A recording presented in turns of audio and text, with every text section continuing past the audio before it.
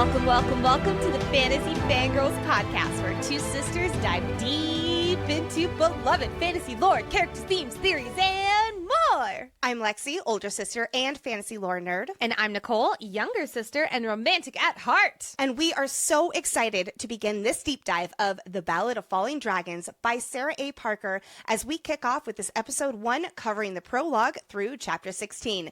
In case you couldn't tell from our reactions episode last week, we are beyond excited, beyond thrilled to cover this heartbreakingly beautiful book. Very important spoiler warning, though, for you to please listen closely to. Every episode, yes, that does include this episode 1, they all have spoilers for the Moonfall series, including the whole book of The Ballad of Falling Dragons. So, if you don't know Veya's missing 30 cycles, and why I have quite a few questions after reading the epilogue, then oh my dear God, please go finish this book. I will not ruin it for you. We will be here when you're done. Next, we have Fantasy Fangirls, our adults who say adult things about adult books. In other words, friends, this podcast is rated R. I am rated R with Kaan this podcast. I was literally about to say that. Honestly, I might be the romantic at heart, but we might be switching roles this deep dive, so please be mindful of those little listening ears. Be sure to check out our other 2 podcasts in the Fantasy Fangirls Media Network. Fantasy FanFellas is hosted by our executive producer Hayden and Book Talk star Stephen Walker as they do a read-along deep dive of Brandon Sanderson's Mistborn trilogy. Then the network's newest podcast, Fantasy FanReads, is hosted by the delightful Jess of Lost Books of Jess. That is all about the joys of reading with author interviews, cozy coffee conversations, and so much more. Give both of these FFG Media Network shows a follow. Links are in the show notes. Additionally, we'll love to see you at upcoming events, including our ACOTAR 6 and 7 midnight release parties with Tattered Cover and Book and Gather in Denver, Colorado, as well as our live show tour starting in Chicago on September 9th, Charlotte, North Carolina on September 24th, and New York City on September 27th. Links to all of these events and more, like LandCon in Scotland, are in the show notes and on our website. Check it out for all the details. Last thing before we jump into this first Ballad of Falling Dragons episode. If you love Fantasy Fangirls and want more events, more content, more community, and so much more, please check out Fantasy Fan Club. We have 6 media network tiers that you can join, 3 of which are Fantasy Fangirls specific. Number 1, the Hive Mind, includes access to our Boppa Discord, live Q&As, book clubs, often featuring the authors themselves, community events, promo codes for live events, plus 20% off and access to exclusive merch, all for $6 a month. Then there is the Spice Watchers that also has early access to ad-free episodes, our full episode outlines, and special voting privileges. That is for $10 a month. And of course, the Feral Fans, which includes everything from the other 2 tiers, plus behind the scenes content, a welcome gift, giveaways, private Discord channel, and your name shouted out on the podcast for $25 a month. Join the party and learn about all of the fan club tier benefits at fantasyfangirls.com/fanclub. And thank you so much from the bottom of our hearts for supporting us at Fantasy Fangirls. It means the absolute world to us. Thank you, thank you, thank you. And now, let us take a ride on the other Slatra! Yes! Yay! Yay! To start off every episode, let's get a Parchment Lark delivery, where Nicole does us the honor of summarizing what happens in the prologue through chapter 16 of The Ballad of Falling Dragons. Prologue. 23 phases ago, the wind went still, and not even the volcanoes were a-bubbling. A scream cut through the silence, and Slatra fell from the sky. The creators sat back and watched as the female who fell with the moon was captured and tossed into a cell. Not ideal. But it was the beginning of the end, and they knew they done fucked up when it came to trapping Kalis, and they didn't account for one thing. Wav. Wav. Chapter 1, Kaan. Kaan checks Slatra's moon to make sure her shape is perfect. With nothing else to do but twiddle his thumbs, he decides that he's going to check in with his pet waif, Borg! I knew that jar of mist was important! In exchange for information on Veya, Kyzari, and Roan's whereabouts, Kaan allows Borg to nom off a memory from when Kaan was a child and his paw trapped him underground. Good news, Borg has Roan's location. Bad news, it's with the Tri-Council, awaiting his trial for stealing the Book of Voyd. Womp womp. Oh, and let's not forget the Miskin, who brings even worse news. There's a moonfall a-comin'. Did I say a moonfall? I mean many moonses! Chapter 2, Kyzari. Kyzari sits in her cell wishing her ma was here. Sarah, it's chapter 2. Way too soon to break my heart, girl. But this little lark won't leave Kyzari alone. And what do you know? Nee is playing the same manipulative tricks that it pulled with Raeve to get her to read it. And Kyzari gives in and opens the little guy. Man, this writing might look mighty familiar. It's exactly the writing in her cell. Chapter 3, Veya. With Elluin's diary in hand, Veya gets the fuck out of Arithia. But first order of business, switching back with Ada and ending this freaky Friday nightmare. In the effort to make up for knocking the poor female out, Veya tries to get Ada some bloodstone so that she can run away to safety. Ada does not take her up on it, but Veya sure tried. And with her own clothes back on, it is time to leave this cold, dark city. Chapter 4, Raeve. Raeve is trapped in her icy lake by the other, and no matter how hard she tries for the Oscar of Best Drowning Performance, the ice won't break, and she's pissed. Down at the bottom of the lake, Raeve finds all the things she's tossed down over 23 phases, and some shiny silver hair that's really taken a liking to Rave's hand. Nah, it's probably nothing. What's not nothing is the memory that Raeve enters when she yanks a tooth from a pile of stones. Chapter 5, The Other Past. Flashback all the way to the day that 9-phase-old Elluin had to defend Hadeon and Illum's egg from a pack of doomquills. Alarm! Alarm! Protect! Protect! The other swoops down and roasts the creatures attacking the small Fae female.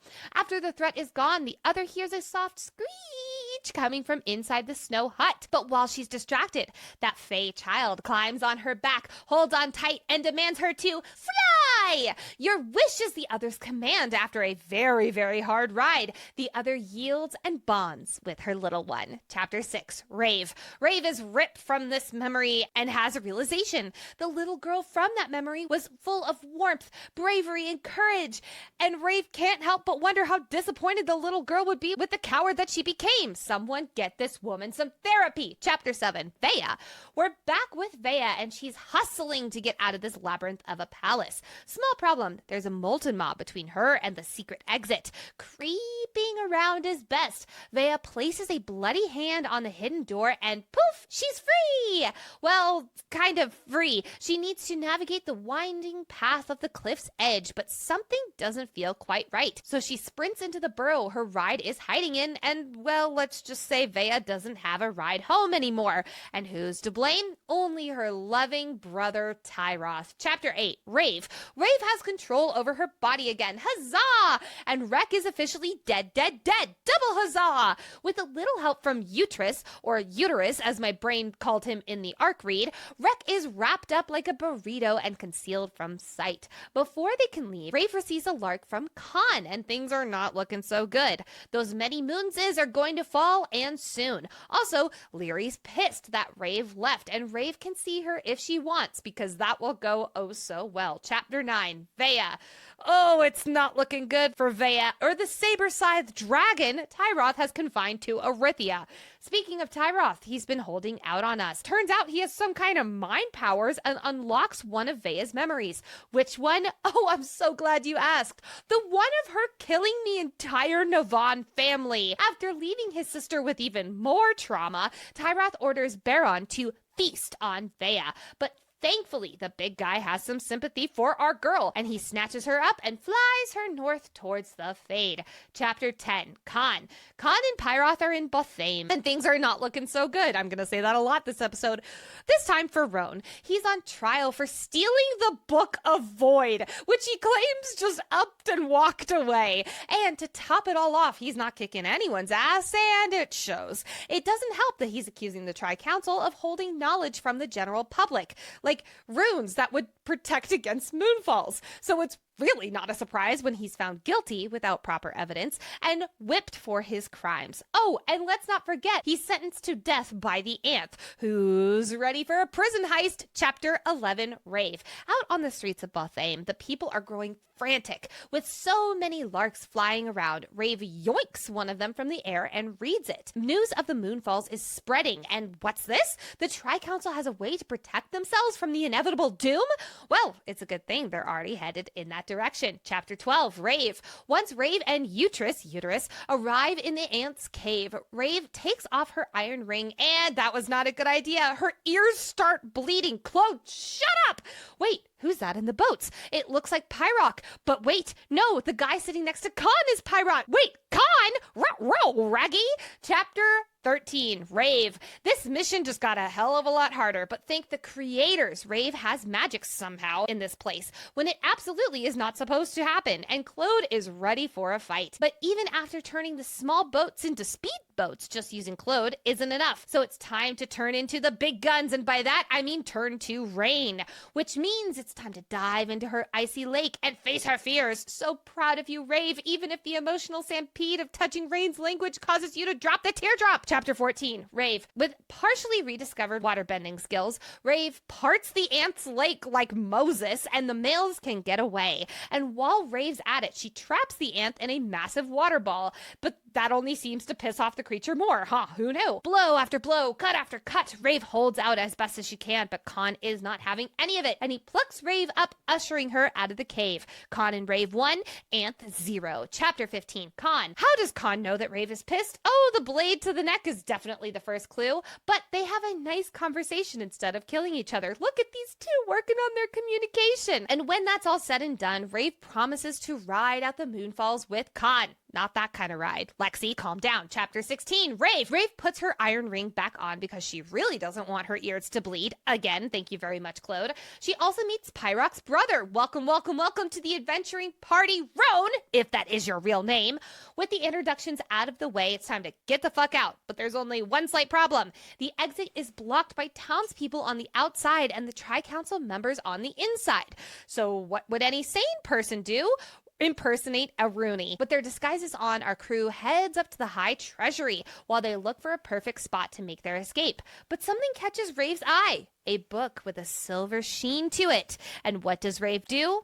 Steal it, like one does. We'll be right back to this deep dive episode after a quick word from our sponsors.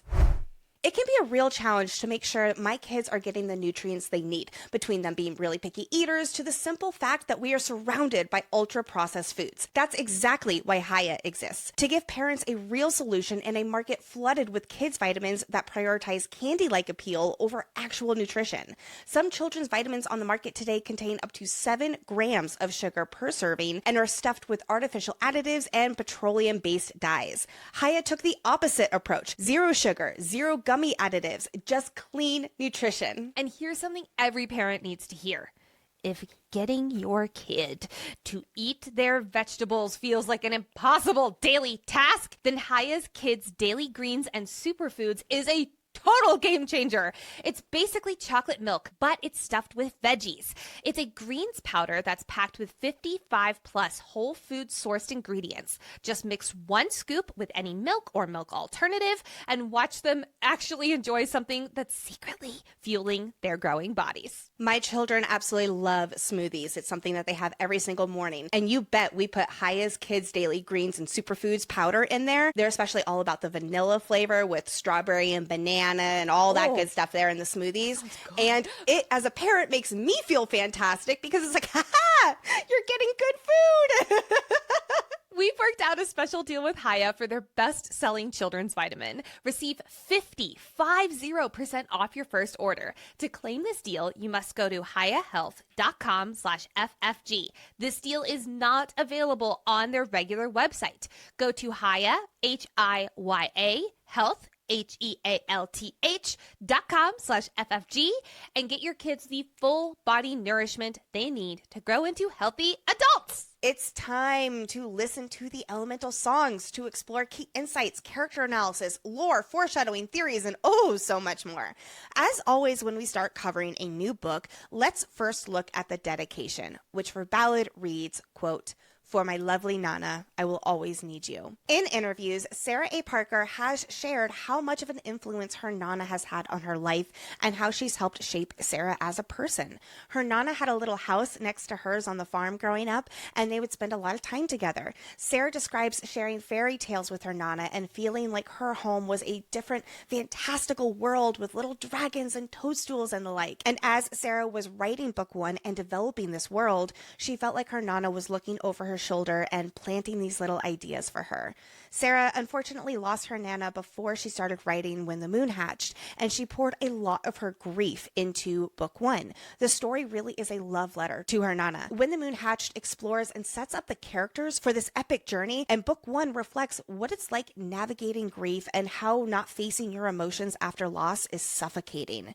Then, while writing Ballad, Sarah experienced a lot of life changes, and she learned a lot about herself.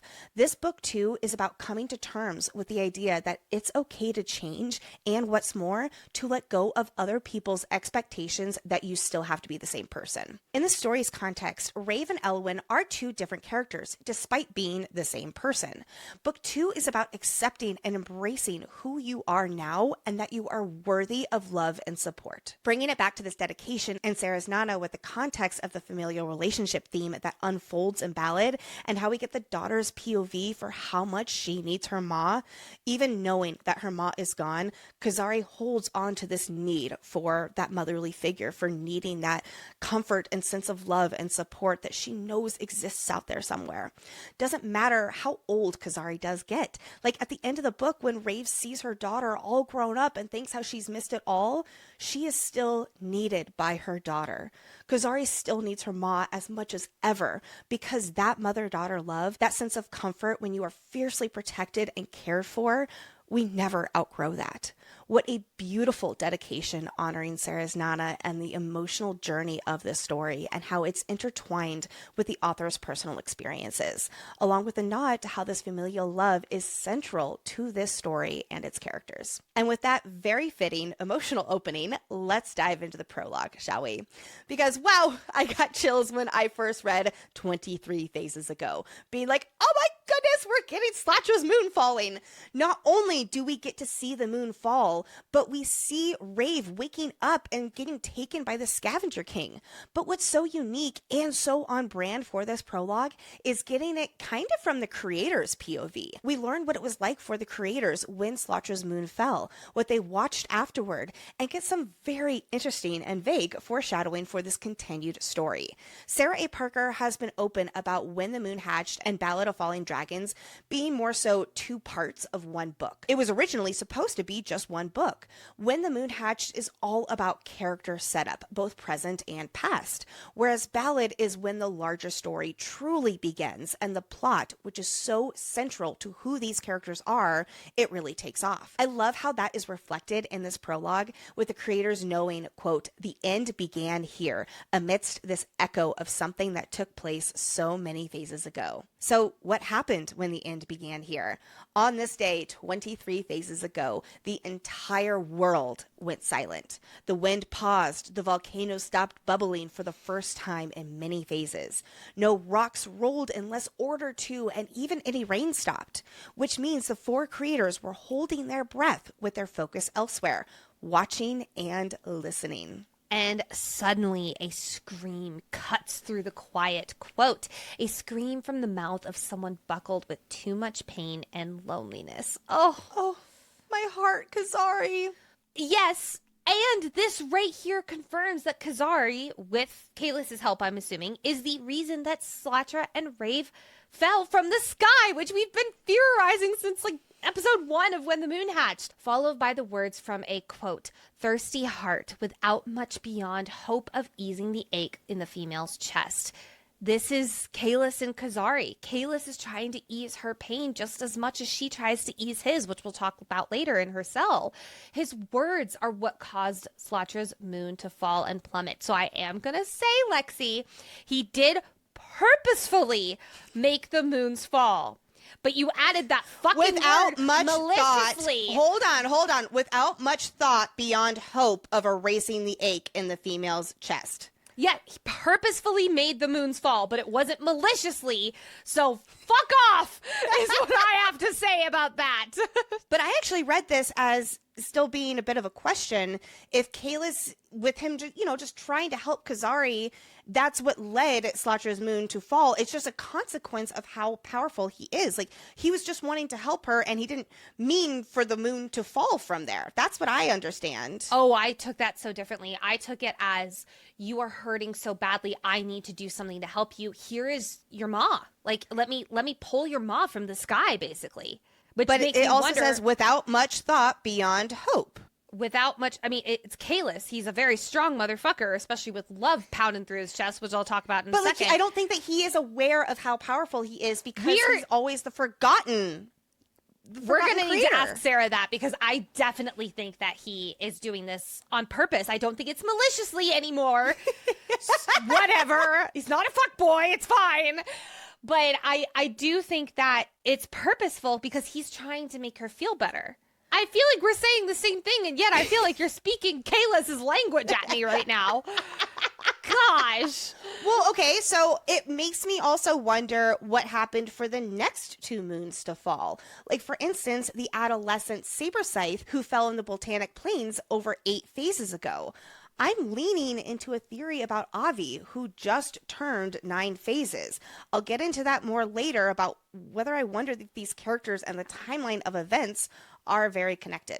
Then the creators watch as a female hatches from that moon, and she stumbles out of the, quote, beautiful, luminous wreckage with eyes a crush of glitter and ink, blood leaking from a bone-deep gash in her head. Ah! Her eyes sound like Slatra. And we know from Elluin's final memory that the bone-deep gash is from Tyroth tearing the ether stone off of her brow. Raeve is beelining toward Arithia with vicious intent. So at the end of the book, it is our understanding that we get a renewed memory of this moment when Raeve bubbles with vengeance and tears after Tyroth and Arithia. Though it's like she's in her right mind, not overtaken by the other, like the eyes described in this prologue indicate. Nicole, you were saying in our reactions episode that it's like when Raeve initially fell and headed south, she didn't know why she felt so much bloodthirst, but she innately knew to go in that direction toward Tyroth. But now with the full memory unlocked, she's able to revisit that same experience with clarity of who she was going after and why. At the end of the book, Raeve thinks, quote, I will have vengeance for Kaan, for Kyzari, for Slatra, and for my fucking self. How very interesting that the creators watch as Raeve is tortured and hardened. Again, they knew that the end began here. That echo of something that happened has to be when the creators trap Kalis in the diadem, right? And the prologue even says fate is working against these creators. The creators are not fighting against it because they know they were in the wrong and that they would lose if they fought. This makes me think of when Raeve will be Firelark in the pits and she'll have those fire wings behind her. She truly is blessed by the creators in ways that nobody else is. And also, to me, all of this talk about the creators knowing that they did wrong further supports the narrative that Kalis did purposeful wrong is false, and he is misunderstood and basically too powerful for his own good. He is a victim of his own unknown strength. I do want to ask, though, what do you think this means? Quote, the end began here. What end? Like, I'm assuming this means happy end, but it also sounds very ominous. Like, the end sounds very like the whole world's gonna end. And I'm not gonna lie, with how many mentions there are in this book and last book about Kaan literally ripping into the ground and tearing the world in two, I am deeply concerned by statements like this. Yes, and I still think it'll be a happy end at the end. I think so, too. I never thought about that, like the beginning of the end. I do wonder if a lot of it is like the end is Kalis coming out, essentially resetting. There's a lot of language in this book, and we'll be talking about it more this episode, about this concept of like resetting the world with how the dragons and Fae relationships are as well. And Kalis' whole thing. And I wonder what that end would look like and what that would look like for all of the people, for all of the creatures, and for the creators too. I agree. I definitely think this book is going to have a happy ending. The only thing I can go off of is Sarah's other stories have happy endings. I don't think she's going to leave us hanging, especially even this book, which was horrifically sad and beautiful and stunning, and it still ended in a full circle conclusive way, and then we get the epilogue. But like I feel like it's going to still end in a happy conclusive way. I agree. I've been thinking too about this concept of the world does not spin, and I wonder if Kalis will be able to put his energy into making the world spin, and that'll be his major contribution to this life in this world and enhancing it. Interesting. I wonder what the like result of that would be, because if it's spinning, we also have to think of the dragons and making sure like they're not just like getting. That's true. Exactly. But if the world does spin, let's say it spins on its side, so that means the Fae would stay in the middle, but like the burn and the shade would rotate, where it's like sometimes. But then that means like Saber Size could go to the shade when it's in the sun, and then like I don't know. I haven't gotten that far, but yeah. Science, Lexi. Science has. Then the world spins. But there's this mention of fate, and if you know me, you know I love to explore this concept.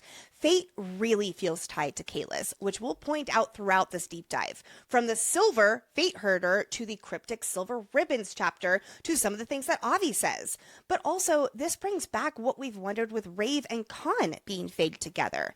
Not your typical fated mates trope, but like a soul-deep fated love. I don't know how to explain the difference. I'm sorry. Well, we do get mates language here, where Slatra is saying like mate of my precious one. Now Slatra does refer to her old love as mate as well. So I kind of figured it was just a like dragon, like a dragon bond. Like that is my mate.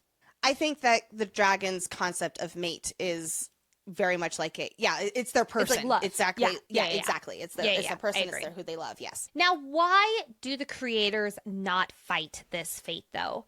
Because there is one thing they did not count on when it came to freeing Kalis. Something that even their own strength cannot match. Love. Oh my God, I'm covered in chills. This is fascinating, especially because the creators all on their own, they're in their own weird love situationships. Boulder and Rain, where Rain is in love with Boulder, and Boulder, I don't think, really gives a fuck. Then there's Ignos and Claude, who Ignos is pining after chaotic Claude, and she's like, you can't tie me down, bitch! All of these are unrequited love. Then there is Kalis, who is in love, yes, congratulations, Lexi, you won the bet, with Kyzari. And together, their power overshadows even the other four creators themselves. Sometimes this like love conquers all trope can feel, I'll say, a little cheesy. But in my opinion, this is how it's fucking done, where the cheese is not even on the table. This is where it feels so special. It's both hard and soft magic implications. And yes, I mean that both literally and as a euphemism. I think, too, there is a double meaning with the power of love for this story. Yes. Kalis and Kyzari, absolutely, but also Raeve and Kaan. In the prologue, right after stating the end began here, it goes into talking about Kaan, the male this moonfallen fae once loved, with a heart full of ache and the power to turn the world to dust. There it is again. His power being linked to the world's end is something I am clocking. And like in this chapter stretch alone, I don't remember the exact count, but there's a lot. It's terrifying. We keep bringing up this idea of him and Raeve being fated in their own way here. Fate is working against the creators, but it feels like fate is working in favor of Raeve and Kaan. That fate is fueled by the strength that is love, forever unmatched. And what a great opening for the book. I love Sarah's openings because on first read, I'll say that on first read of the When the Moon Hatched opening, I was like, what the fuck am I reading? Like I had to read it like 3 times and I was like, I don't understand a lick of this. But then you finish the book and then you reread it and you're like, oh, I do understand it. And the same thing with this one. It's just Sarah's writing is already very lyrical, but it has this extra level here. And I think that with that, it has this magic in this opening and like setting the tone of just like how operatic this world is. I'm going to say operatic a million times during this deep dive. I apologize. Okay. I'm saying heartbreakingly beautiful. Okay.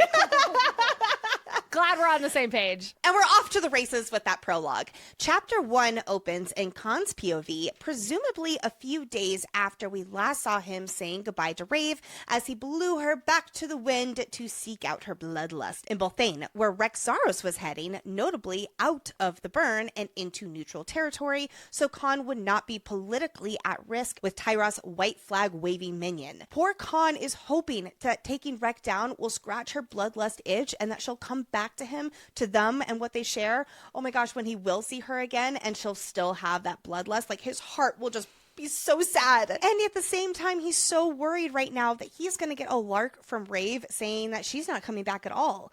Fair concern for Kaan, but it also makes what instead happens throughout this book all the more special, as we see where Kaan opens in the book. Raeve chose revenge instead of love, not just for him, but also Lyri, the small moon plume who she promised to care for.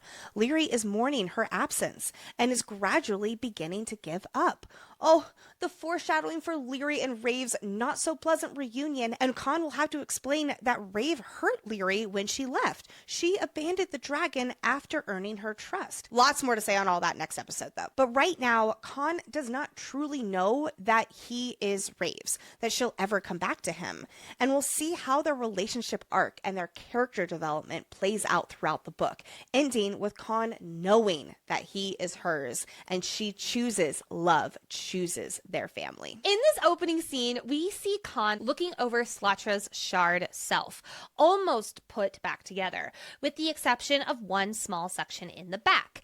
Now, last book, Kaan's desire to put her back together and give Elluin's spirit peace was very on brand for Kaan. But this book, there's an extra, I'm going to call it urgency to putting her back together. And it's not only in Kaan's POV, it's also in Kyzari's, which we'll talk about later. And it got my theory mind a twitching.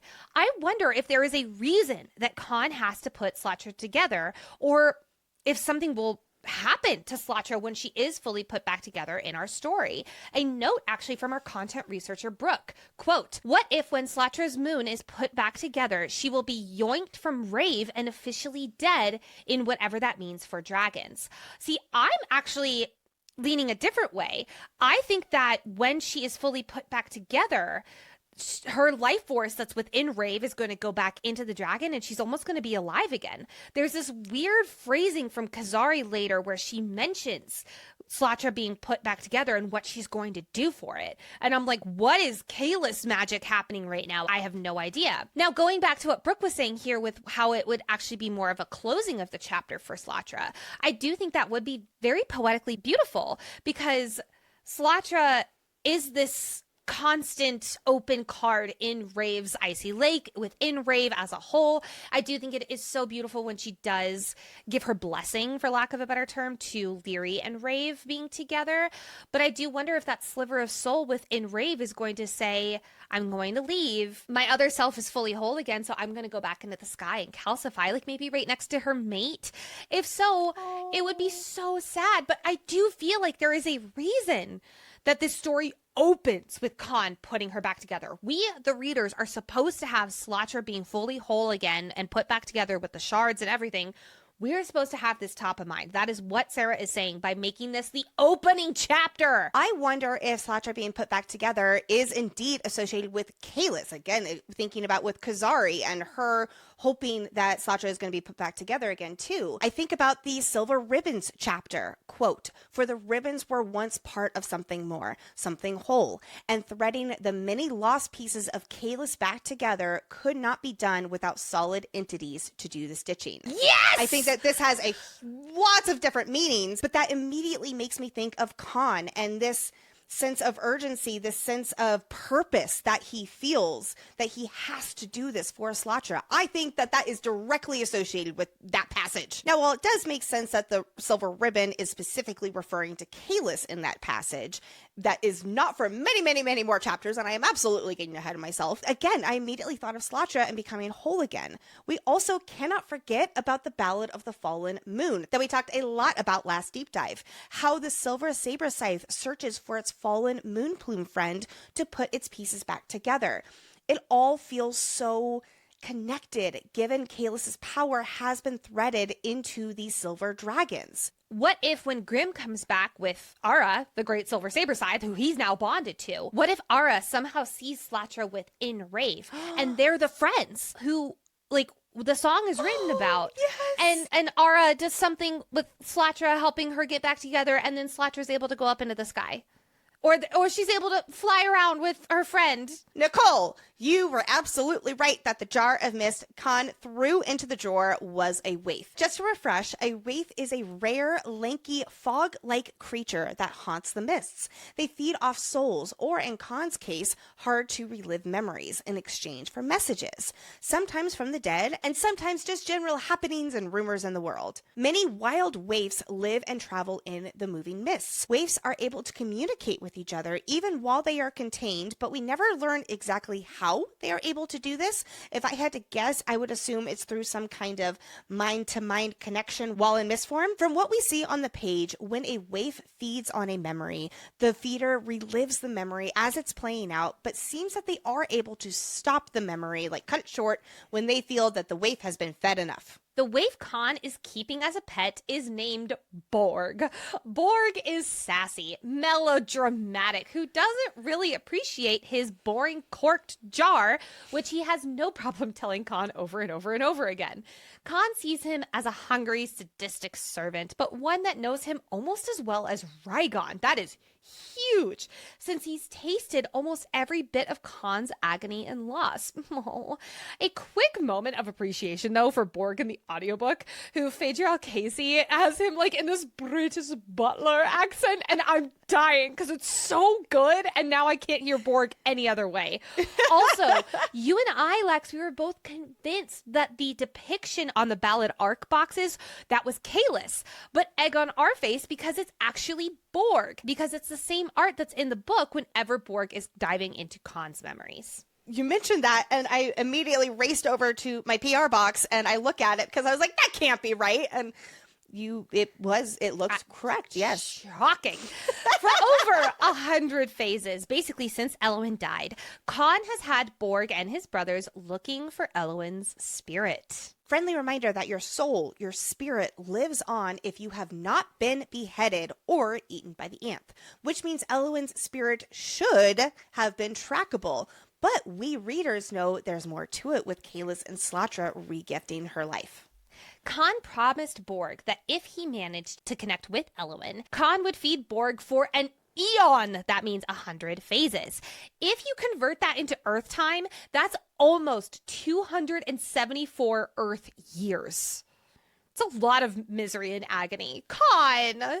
I know. Well, and also he's spent the last over 100 phases, so 274 plus Earth years, mourning the loss of his loved one. And looking Elluin. for Slatra's shards. While none of the waifs have been able to find any traces of Elluin's spirit, one waif, however, in Gore, recently found a fae who, quote, had spirits clamoring to speak with her. Some who were members of the following Navan family. That is the waif from chapter 1 of last book!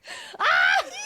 I remember in episode 1 wondering if members of the Navan family were trying to talk to Raeve. I feel so fucking validated right now. Now, Kaan here does tell Borg to, quote, you will tell your brothers to stop searching for Elluin's spirit immediately, or anyone in correlation with her. I love that now she's alive. He's like, I have no right to that information. That is up to Raeve and Raeve alone, which I really hope we get to next book. Maybe some messages from like Elluin's mom or her dad, or maybe when they search for Hadeon, they won't be able to reach Hadeon, and they'll be like, where the fuck is he? And then, surprise, he's alive. That's what I'm thinking too. Though I will say, I don't see Serene keeping him hidden away for very long. He's such a good bargaining chip or bait or whatever you want to call it. So they might be like looking for a spirit or something, but I do think that he will make an appearance earlier than they might have time to talk to a waif about looking for him. Okay. So you think they might see him closer to like the first third of the book? I am not making any bets with you in episode 1 when that book has no published date. Okay, fine. Borg enjoys feeding off the memories that Kaan would rather never remember, but also has a taste for memories of revenge. Borg has quite the appetite. He even has some favorite memories, which he demands to feed on if he thinks Kaan is asking him to do something more annoying than usual. He's such a mood. This would be worse than not being able to sleep at night and all of, like the most embarrassing moments just replay in our head and we agonize over it. This would be worse than that. That would be worse than that because someone's taking enjoyment out of it. I'd want to be No. like, fuck off. So what is Borg craving today? As making up for keeping him locked in a jar for too long, Borg requests something juicy, like a memory of young Kaan.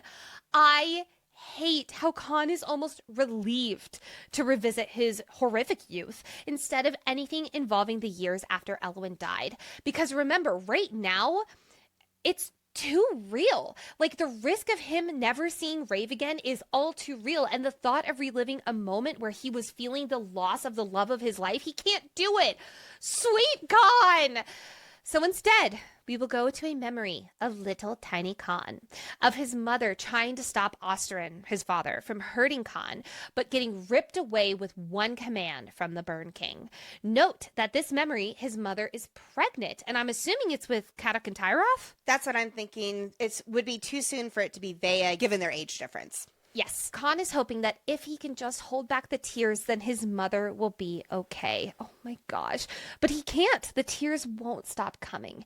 And his father uses this weakness against him, telling his son that Kaan's heart is too soft. We love your soft heart, Kaan.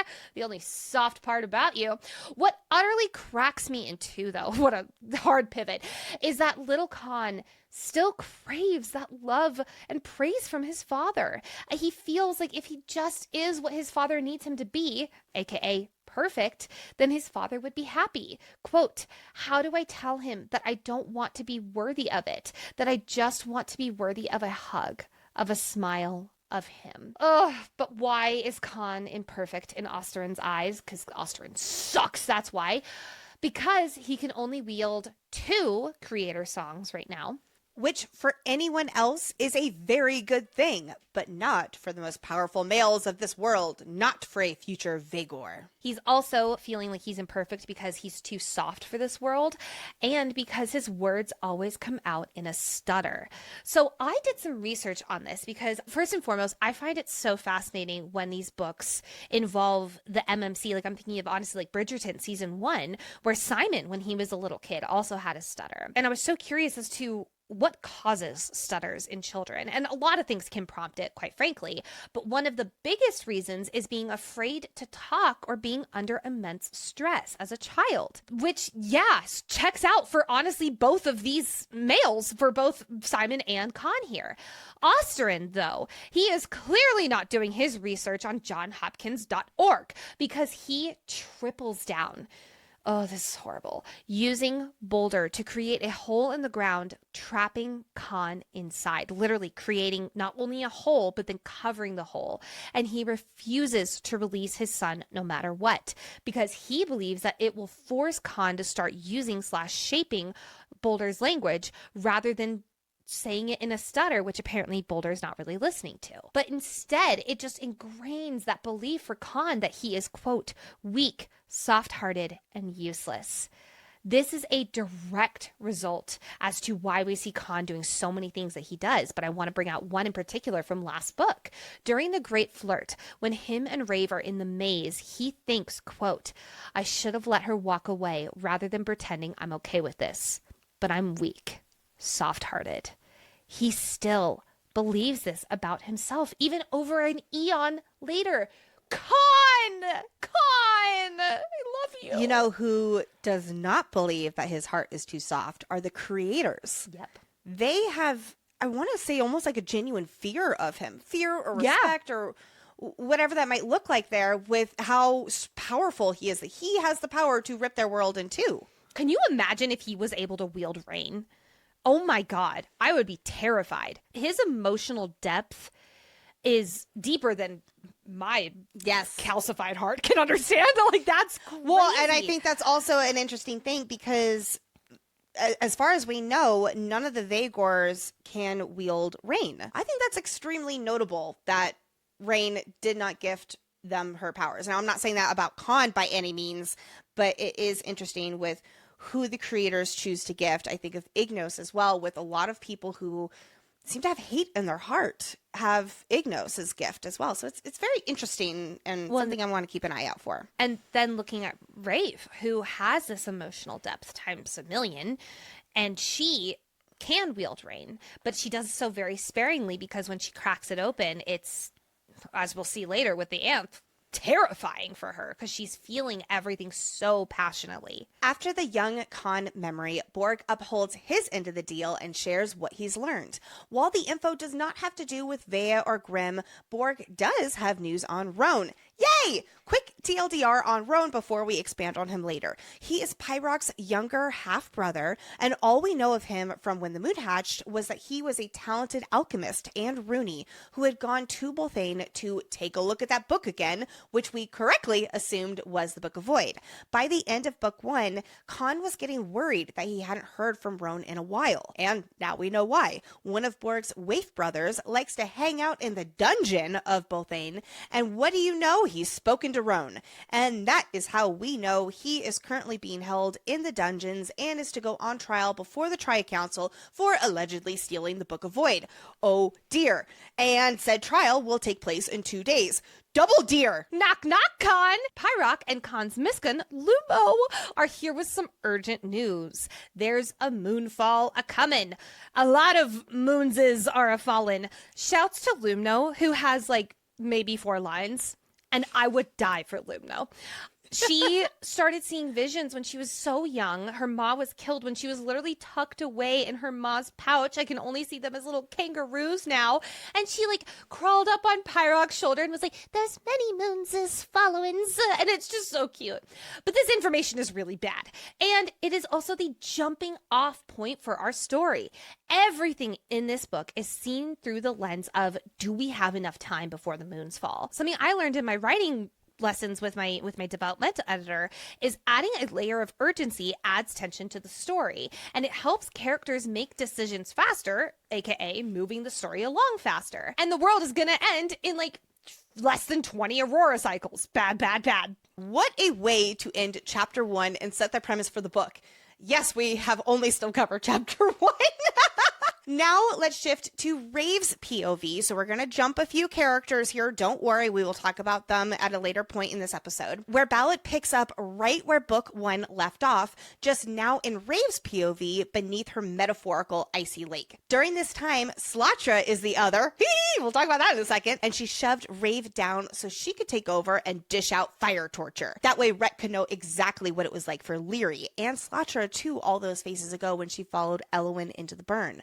Very important to note that Slatra as the other, and therefore Raeve, knows the language of Ignos, unlike how she does with Boulder or Rain. We'll hold on to that negative insight until she's back in the pits of Kindard. But Slatra knows that Raeve would not have the nerve, for understandable reasons, to handle fire, so bye-bye, precious little one. The ancient dragon spirit is going to take care of this punishment. For Raeve, who has been bloodlusting after Rexaros for 500 pages of the first book, you bet your booty she's pissed off about getting sidelined here. She had a torture plan. She had a montage prepared. She's been fantasizing about killing Rexaros for a while, and damn it, she doesn't want to miss it. I'd also love to take a moment for just how cool the icy lake metaphor is. It's tangible in Rave's mind, though to clarify, it is not a real icy lake. Raeve is trapped within her conscious, and for her, that is this icy lake where she is able to compartmentalize and suppress what she doesn't want to think about. I think it's a combination of her own survival tactic, and the icy lake is real within her conscious. It's where Slatra, her other, lives. It's where Raeve drops all of her emotions and pains so that she doesn't drown in sorrow. It's where Elluin's memories live, still there within her, accessible if she wants. That's the key part there. But Raeve has to actively seek out those memories. This whole other part of her that metaphorically has been untouched beneath this icy lake. While Raeve is swimming down, down, down, something odd happens. A long, luminous silver thread tangles around her fingertips. A silver that Raeve notes is exactly the same shade that she saw in Slotra's tomb and the same shade as the aurora ribbons in the sky. You mean the aurora ribbons that are from Kaelus's cloak, the exact shade of Slotra, who turned silver when Kaelus was torn apart and trapped in the stone? The shade of Kaelus, in other words? Yes, it doesn't stop there, though. She's seen the same silver in her dreams and on Slotra herself. We are going to put a pin on this. Don't worry. We will come back to this way more in detail in just a little while. But it feels very notable that this silver tangles around Rave's wrist when she dives down for the first time. In 23 phases, this is her first time venturing down here. And the silver thread feels like it's from Slotra's tail, but it's actually a silver bit of Kaelus, and just seems like a hair of Slotra's tail, or I think technically it's one and the same in this metaphor here. I think in this metaphor it is one and the same. I think Raeve, in her limited narration POV, she can't comprehend that this is a bit of Kaelus right now. So even later when she goes to the Book of Voyd, she's going to be like, that looks like the Fate Herder, and we're all like, it's Kaelus!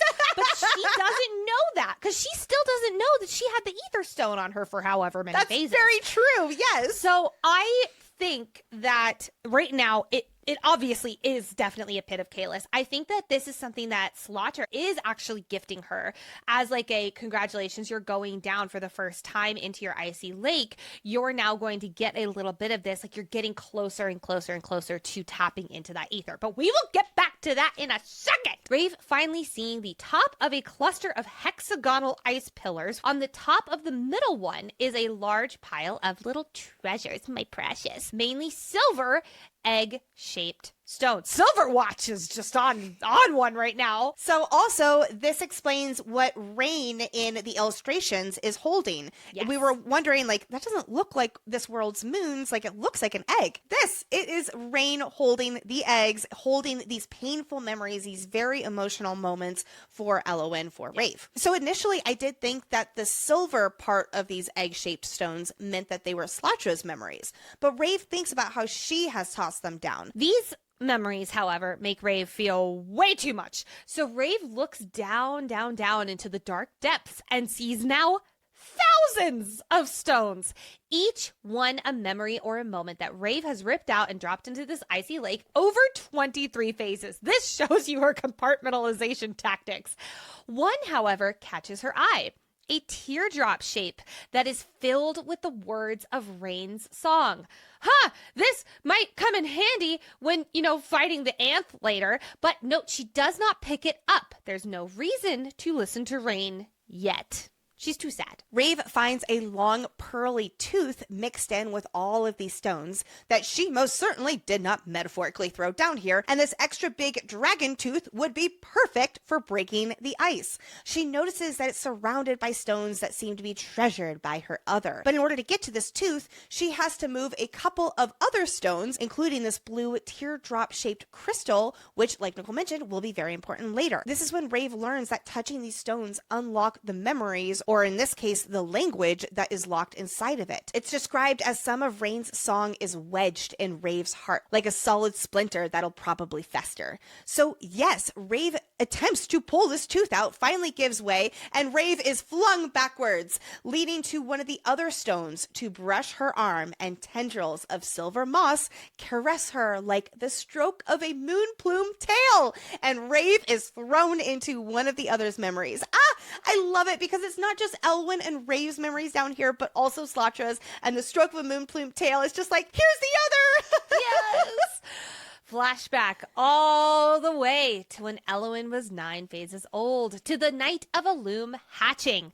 The other watches as Elluin is attempting to guard Hadeon and Elluin's egg from a pack of doomed quills. We even get insight that the other thinks that Elluin is too young to be out here. She sounds exactly like her father, and should be in the stone nest wrapped in furs where she's warm and safe. I love how it's describing the castle as the stone nest and like wrapped in furs, like how she's only using Slotra language to describe Arithia. It's so good.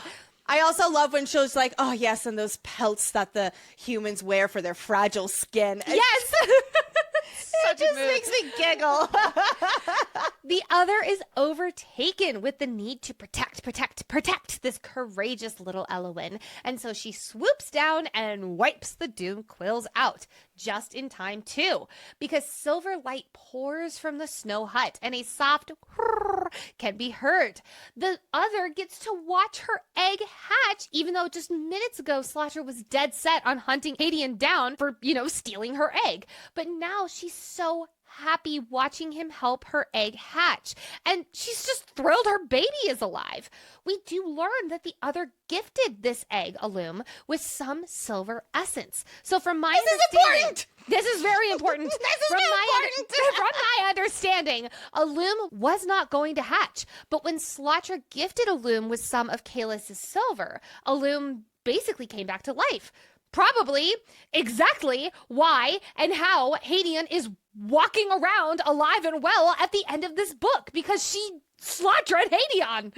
She's Slatra. I don't know what else to call it. Slatra is going to be the verb exactly now. how it is. This chapter of Slatra's was the first of many where we get this motherly love represented on the page. And I'm going to try to do this without tearing up right now, because this was the first chapter that I teared up in. It was chapter 5, describing the foreign sensation swelling in the other's chest. Big and warm. Quote, the form of love she's never experienced, never considered possible. And then when little Elluin honks and locks gazes with her mama, the, quote, sensation in the other's chest surges to such a mighty size she worries her ribs might break. A keening sound crawls up her throat. I love you too, sweet one. My heart.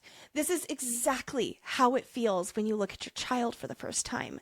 It is this living, endless, a depthless emotion that feels like it's about to burst out of you in the warmest and most comforting way. I know those sound like oxymorons, but it works.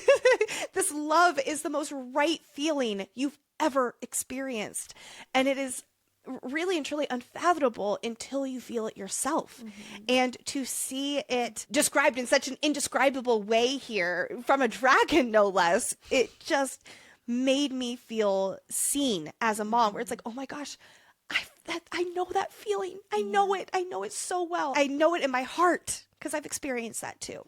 Now, Lexi, something you might not have experienced when you were watching your children being born is you were so distracted by the hatchling of life that you lost track of watching Elluin. my children being born. Not like I had anything to do with it. You didn't have to keep track of a 9-phase-old.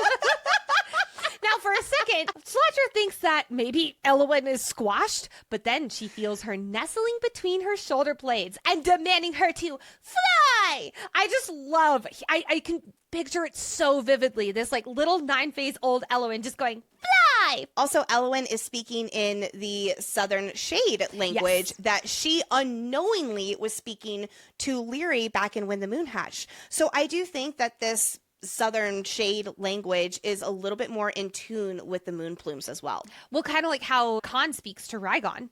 Exactly. I'm assuming the language of the burn. Yeah. Now, I do wonder what happened between Elluin fighting off the doom quills and being, very terrified, to thinking that this is a good idea. Just hopping on Slatra's shoulders. I honestly love her for her tenacity. It's brilliant. She is on a mission to get out of here, to save her loved ones. The whole reason she came here in the first place was to get her own dragon. Though, admittedly, I believe that Elluin planned for it to be her own egg and not an ancient, mature dragon that never intended to bond with anyone. But again, I think that if we had been in Elluin's POV, I wonder if she would have felt like this pull again, like this thing, like how these two are meant to be together. And she felt this need to try to do this with Slatra. Like she needed to do this. Yeah.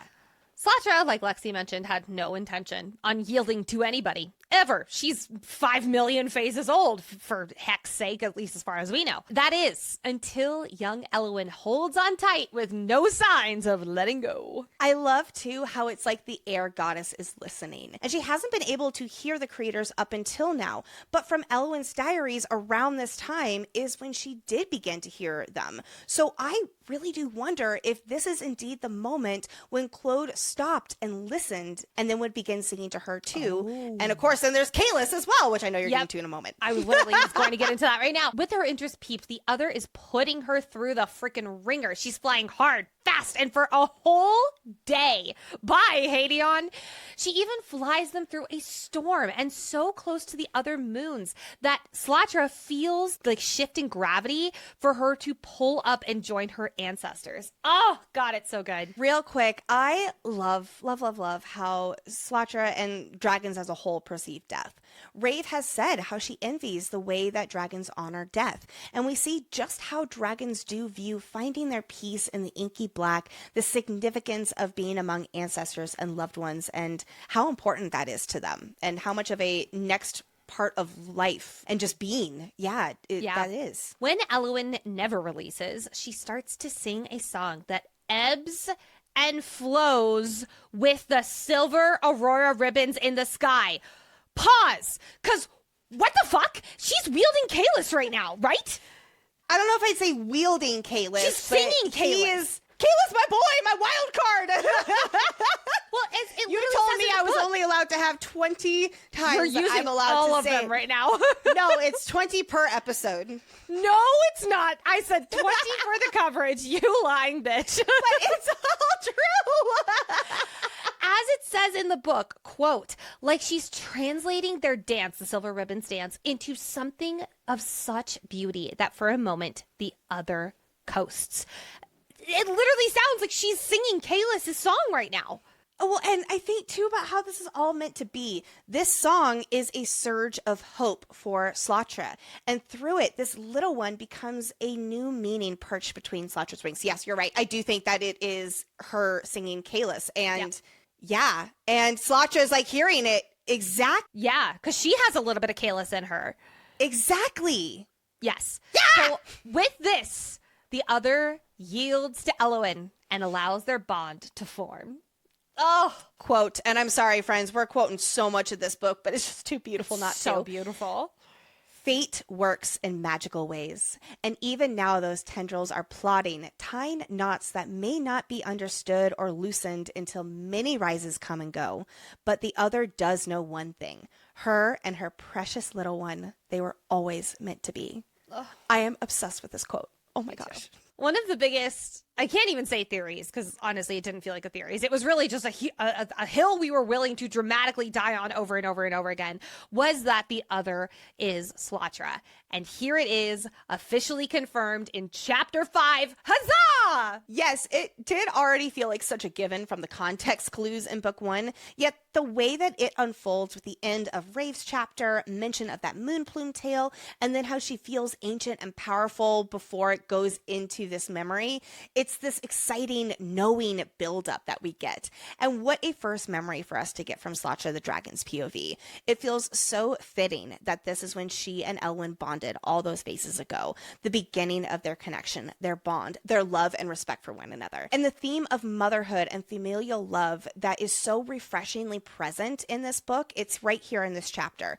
And it shows that this familial love, it's not just Raeve and Kaan and Kyzari as their own little family. It's chapters like this from Slatra's POV where she might be a dragon, but we can feel that same sense of love that Sarah beautifully describes. Raeve is about to be coming out of her cave and she's not doing just fine. But first, a quick word from our sponsors. Let's check in with Raeve and how she's doing after getting her first Slatra memory. I love how she's still coming to terms with what Slatra is and this other, what it means to have a dragon down in her icy lake, who the other is. Raeve is about to slam the tooth that she did all of this to retrieve up into the icy surface so she can break free. And it's like Slatra is retreating back into the icy lake where she usually stays so Raeve can come back up. Rave's thoughts are still with the dragon and the little girl flying through the sky all those phases ago. Raeve feels so much shame. Shame for the person she has become, who used to be that brave little girl, but from her perspective, all she does now is hide. Oh my goodness. Quote, that silver moon plume chose the blue-eyed, black-haired child because she sensed the goodness within her, because she fiercely protected the ones she loved rather than running, hiding. A child with such strength, courage, and bravery who would be so disappointed if she knew what a coward she became. I want us to sit with that narrative Raeve believes for a moment. Yes, she hides from her own emotions and feelings and memories out of fear.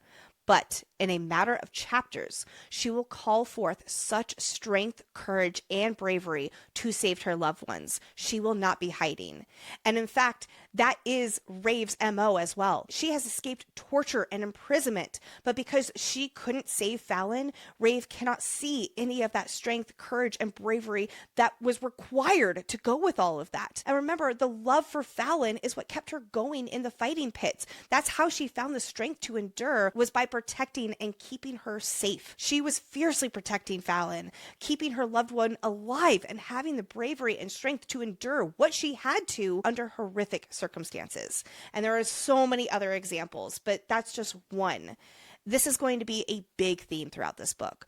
Our self-perceptions clouded in shame when we deserve to give ourselves more credit. This deep dive is about to become one big therapy session for me, like Silver Flames was, because Raeve is so mean and hard on herself and how she views herself. And I can relate to this a lot as I navigate who I used to be and who I am now, and reminding myself that I deserve to hold space for both versions of myself with the similarities and the differences. As she emerges from Slatra's memories, Raeve is met with quite the sight.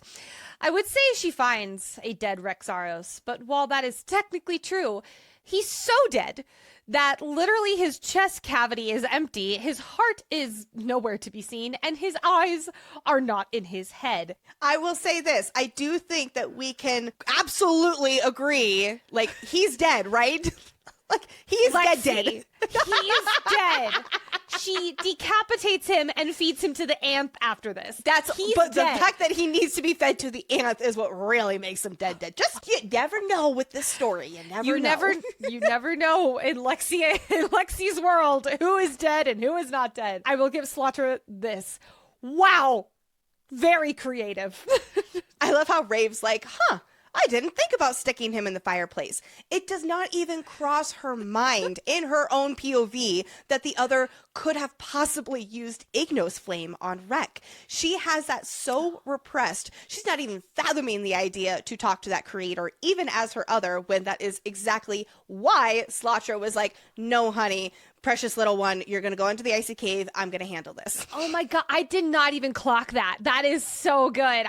Oh man, literally it was so seamless in her inner monologue that I was just like, yeah, she just stuck him in the fireplace, of course. But Raeve is not exactly jumping for joy at this other's slaughtering. Like we mentioned earlier, she wanted to be the one to end him. She wanted to avenge Lyri's pain and scars. She wanted to avenge Essie's death.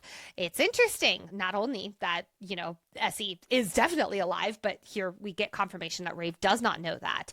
It's interesting that especially when it comes to Lyri, this type of absence in the form of chasing revenge is Rave's love language. Remember, she is here thinking that she is avenging Lyri for what Rek did to her, but Lyri is going to see it as the opposite. Raeve isn't next to her. Ergo, she doesn't care about Lyri. And I just love how in Rave's inner monologue, she's like, I love Lyri, therefore I am here avenging her. Oh, it's so I was good. thinking the same thing. Yes, I love how you're like, that's her love language. It is her love language. Flaying people alive, Oh, I can't wait to see what she does to Tyroth, especially in Kyzari's name. This type of unsatisfied bloodlust is extremely important for Rave's character, as she will learn through this book. Chasing revenge does not heal the soul, even when the person that she wants to end looks like Rek does right now. And at the very end of the book, she will finally know who her bloodlust is really for, who she's been itching all this time to get, but refusing to actually remember who and why. Tyroth fucking Vhagar. But let's revisit our conversation about the silver shimmer bound around Rave's wrist. It's almost incorporeal, but it's still visible, as we learn from Kaan's POV a little later when he wonders about it. This is the silver thread that seemed eerily the same as Slatra's silver color, and it got tangled up while Raeve was below the icy lake. Aha! So it is extremely notable that the silver strand is still there outside of the icy lake, in the real world, which again, yes, it means that the icy lake is real, but also not real because it lives within Raeve. It just makes sense. Well, but Kaan's able to see it later. Exactly. So it's not just a thing that is only visible to Raeve. It is also But also we don't know if Pyrock and Roan can see it later though, right? I was wondering that too, because I didn't think that Utris is able to see it, or like he doesn't mention anything. I might have missed a line there, but we'll keep an eye out as we keep reading to see if anybody else notices it. Before you're like, wait, why aren't we doing Signal of Sarah's? Sarah is actually on book tour right now, and we want to help her keep her sanity as much as we can. So we have actually been talking to her. When she is done with book tour, we are going to be asking her Signal of Sarah's again for Ballad. But for right now, we're just hoarding all of our questions like a little moon plume egg crater on the top of a pillar. Like Slatra in the Icy Lake. But one of my biggest questions, I don't know if this is honestly something we can ask Sarah, but maybe I will just shoot my shot. Why now? Why is the Silver Shimmer deciding to show up now? Is it because she willingly went into memories for the first time? I think that's what it is. She went down there. Yeah. So she went down there and it was able to grab onto her. And it's like she's finally able to start doing this. I think, wait a second. I think of Ron from the Curly Quill and how he was like, just need to drain your lake so that you can do all these amazing things. What if he was talking about Kalis? What if one of the things he was talking about was Kalis? Because remember, she also goes in there for Boulder and Rain. Yes. Yes. Yeah. Oh, I like that. Yes. I'm going to go with that. Well, that is the running theory for right now. Raeve is not alone in this in-turned slaughterhouse.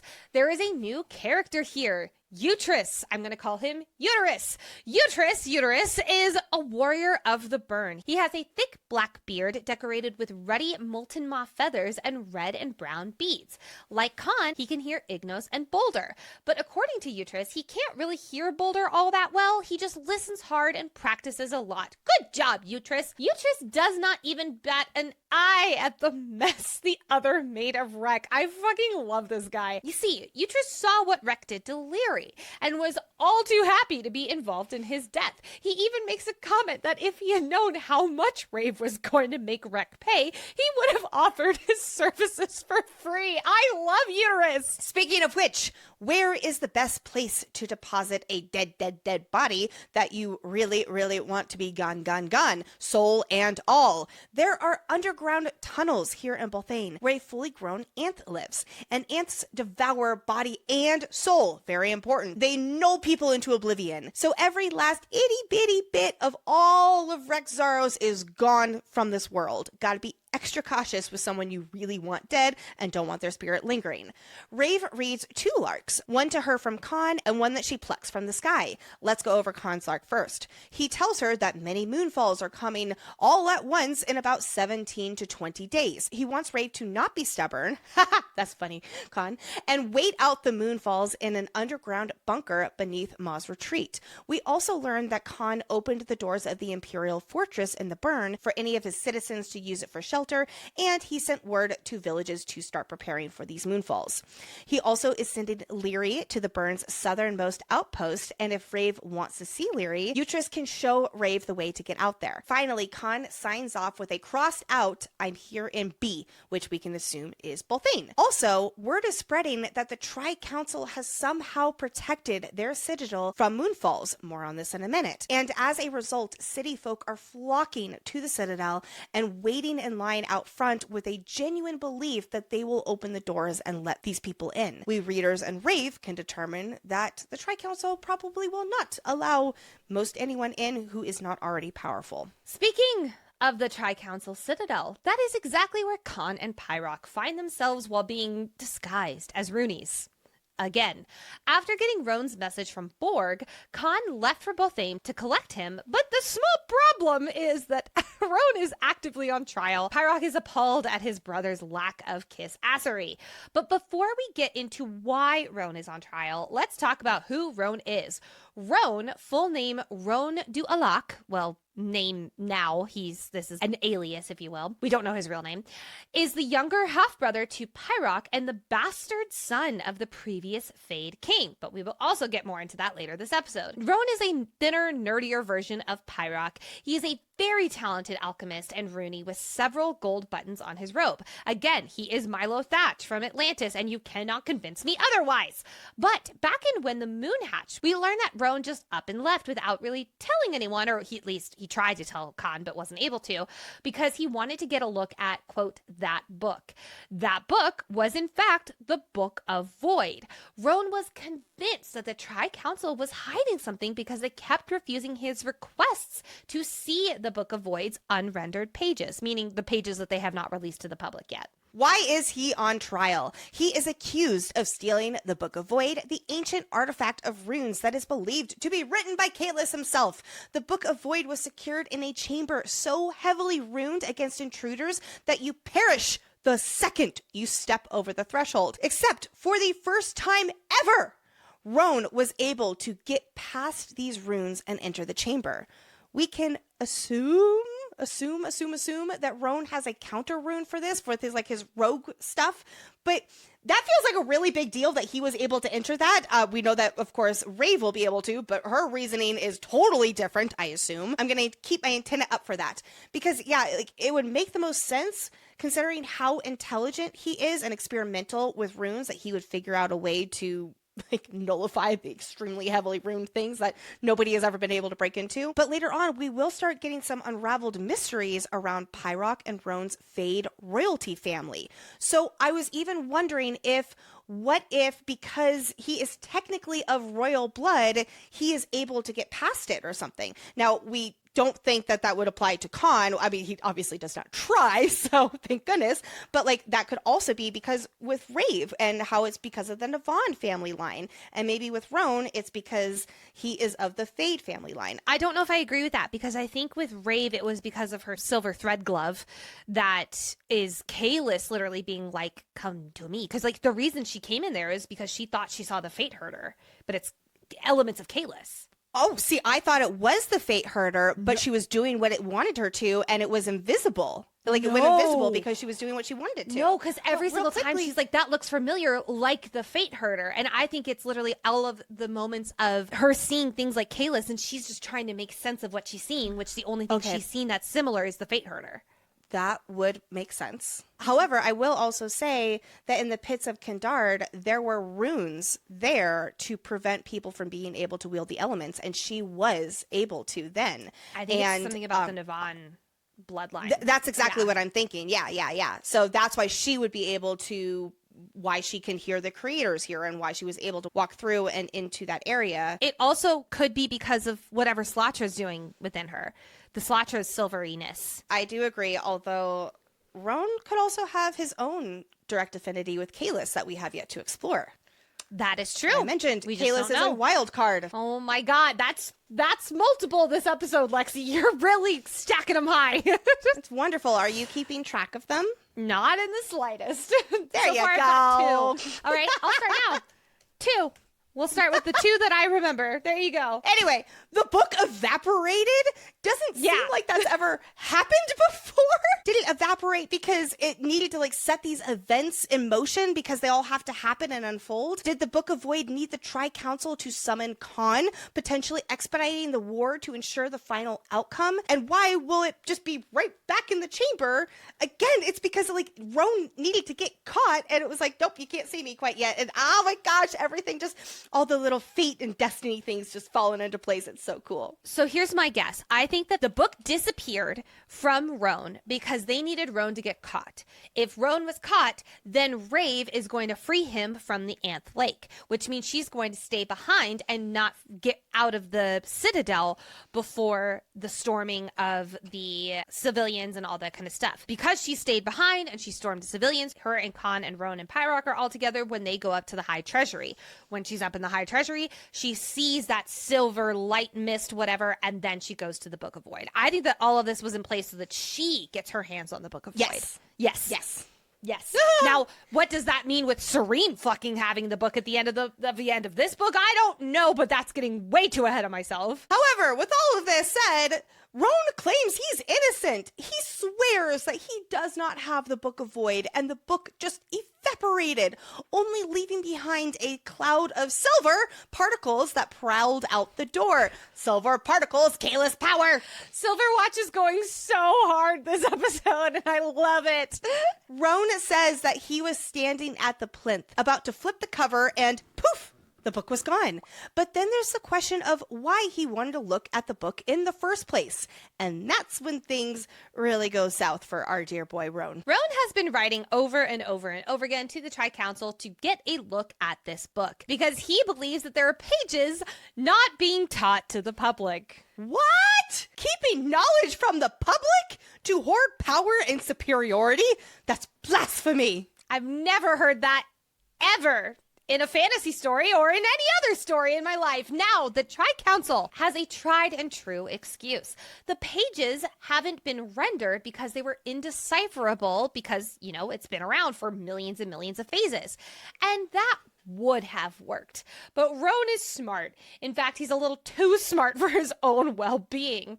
Because simply put, if pages are too damaged to read, then it shouldn't be a problem for him to look at the book.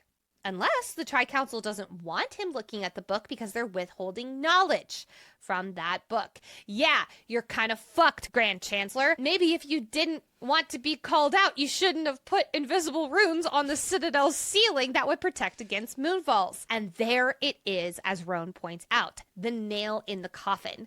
Not only outing that there's going to be a huge moonfall and the Citadel has a way to protect those people, but also that the Tri-Council knows and has been withholding knowledge and very important runes that would save people of the world. Woof! Oh dear. The Tri-Council does not appreciate getting got, and like hell they'll ever admit it.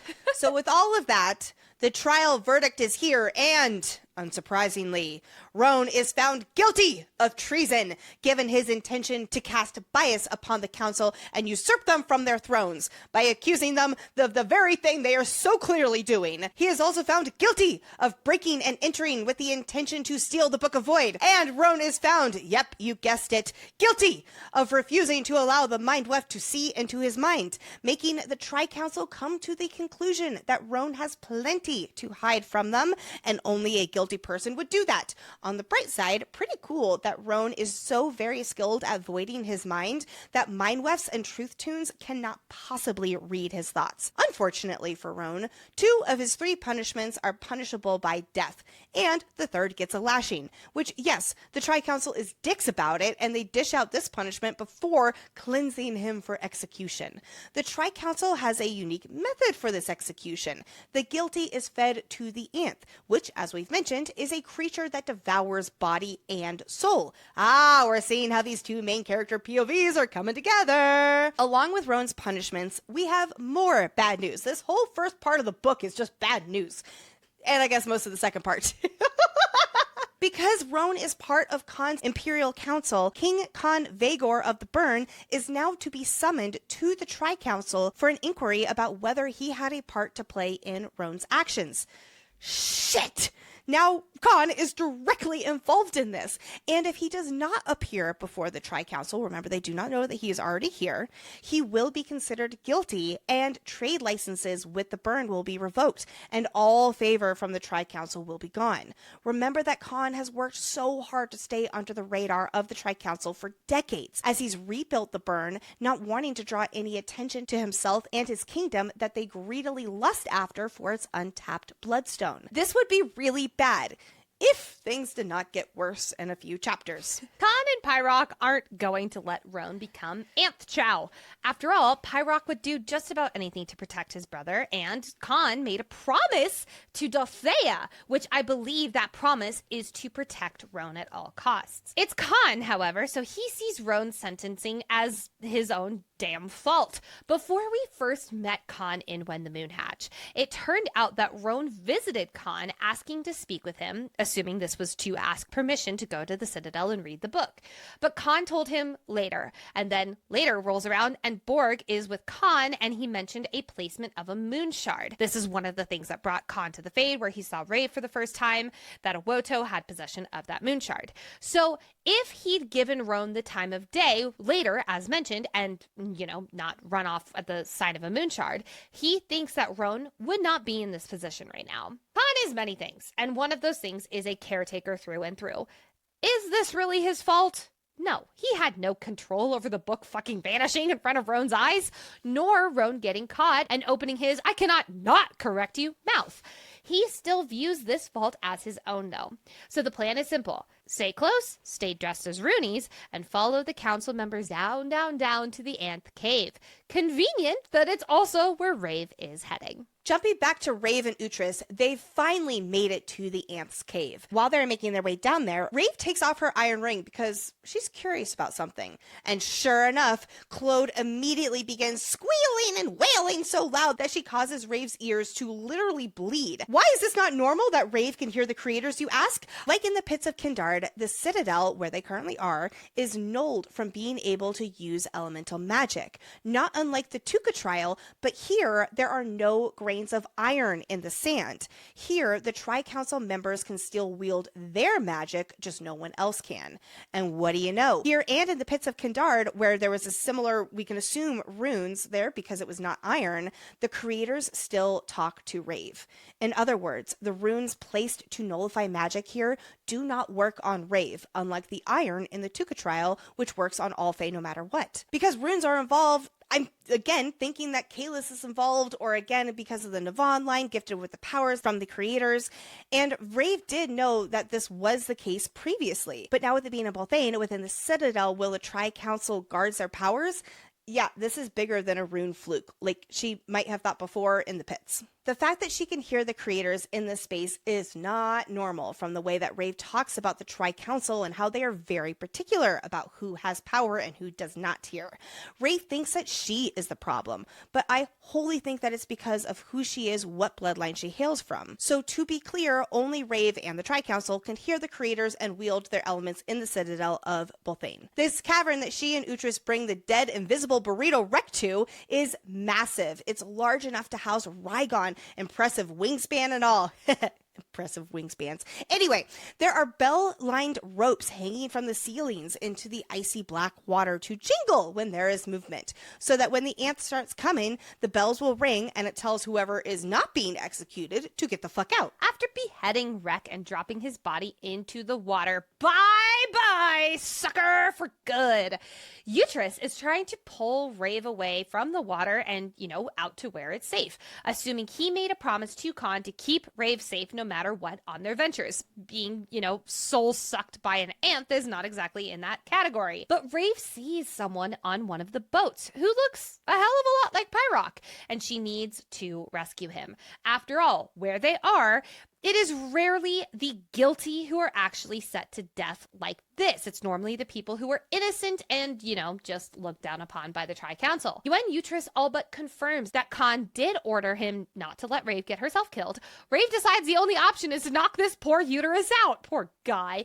Kicking the back of his legs out to get him on the ground, Raeve puts Uhtred in a headlock and squeezes until he passes out. But don't worry, she tells him that when he wakes up, he'll find a lark in his pocket with the location of his gold, as well as telling him to go find the love of his life and bring her to Dom and live. I really hope to see Uhtred again. I like him. Let's look a little bit closer at this boat, though, shall we? First, I think it's very sweet that Roan is screaming at Raeve, like, go, go, go. He knows she's Elluin, right? Like, there's this moment where his eyes blow wide. I think so. But it's also not just Roan, because there's another boat rowing down the stream. And it's Pyrock and, of course, Kaan.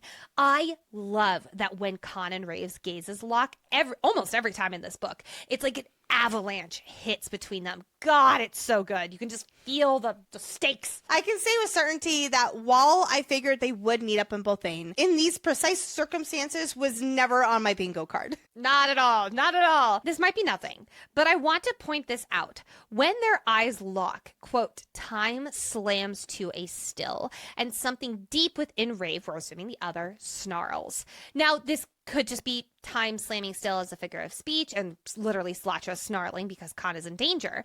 However, I really want to keep a very close eye on time mentions, especially when mentions of silver things are right connected with it. Later, we will learn from Avi that time is stretchy. What that means, Avi only knows, and probably Sarah A. Parker. And I don't know if these little moments of Raeve saying time slams to a halt or slams still is Kalis manipulating time, or like I mentioned, just a figure of speech. We will get other moments of time stretchiness when Raeve looks right at the ant. Sorry, I am jumping ahead a little. Quote, swelling within like an avalanche pouring down a mountainside, time stretching into something almost tangible. Time stretching into something almost tangible. That sounds exactly like something Avi would say. Given that this is happening as the Anth is trying to take the soul out of her body, I don't know if it's her directly wielding Kalis or it's Kalis wielding something within her, or if he's like trying to keep her soul in her body with the Anth magic. It's not a concrete theory, as you can tell I'm talking all over the place, but anytime time is mentioned, I am going to be flagging it to build upon, hopefully, later. Because we've got no time to stop and wonder about time stretchiness. We've got a rescue mission. Kaan is not dying. No way, no how. Like she thought when she received his lark and before any of this went down, because I need him to not die. Keeping Kaan alive is her biggest motivator ever. It's the most important thing that Raeve can possibly do right now. Because like that little 9-phase-old girl, she is willing to do whatever it takes to protect her loved ones. I just had to point that out again. Well, I'm glad you mentioned loved ones, because right as Kaan is about to be Anth food, she thinks, quote, I'm about to watch somebody else I love die. No. Somebody else I love? This is Rave's first time mentioning that she loves Kaan, and it's in her inner monologue and she doesn't even realize it. It's baby steps, though. I love her. I'm so proud of her for it. That's so on brand. It's so on brand. It's like later when she accidentally says Arkin's name and she's like, I didn't mean to say that. Raeve rips her iron ring off to hear the creators, and Claude might be pissed, but Raeve is fantastic at charming the air goddess and complimenting her, leading Claude's air to push the other boats well past the pier and backward into the water, like, pew! That's the only way I can see it. But with the Anth here, Raeve kicks into overdrive to protect that teardrop crystal down in her icy lake with Elluin's knowledge of singing to rain. Raeve mentally dives into her icy lake. No time to think about what she's doing. She's only focused on her goal to protect Kaan. Sweet Slatra already put this teardrop at the icy lake shore, so Raeve doesn't have to go swimming for it. How thoughtful and helpful. What's not so helpful? Raeve convulsing against its suppressive emotional might when she touches it, making her drop the teardrop, and it's sinking down to the bottom of her icy lake before she's able to take in all of Rain's knowledge. Fuck! That's not good. No time. Gotta work with what we have from that quick touch back to reality. Because, holy moly, Raeve wields rain. The saddest, the most emotional creator that Raeve always avoids with a 10-foot pole. She digs into herself. She feels the heartbreak when she speaks the language, and she is crying. She is living in all of this. This is literally Rave's worst nightmare.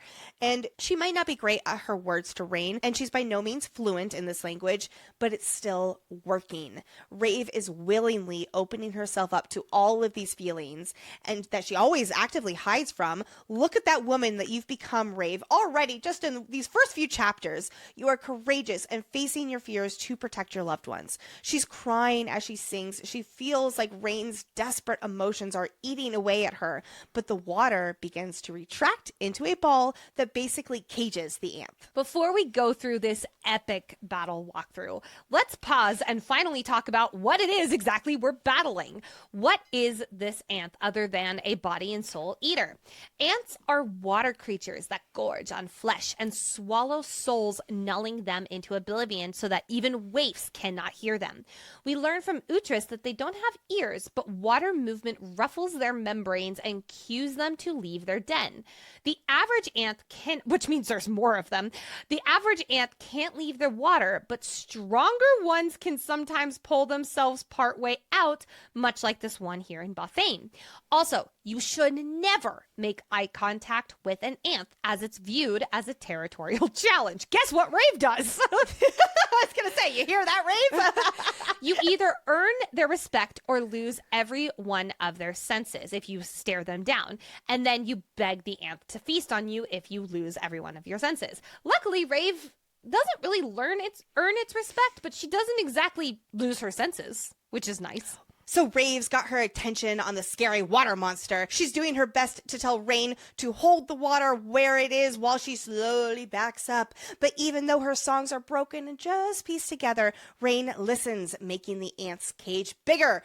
But that kind of backfires because while the Anth is stuck in the water bubble, she's now closer to Raeve, and when she attacks, she only misses Rave's face by mere inches. The Anth launches forward and manages to break free from the bubble, and her mouth is opening into a doorway to nothing when she releases a horrendous screech.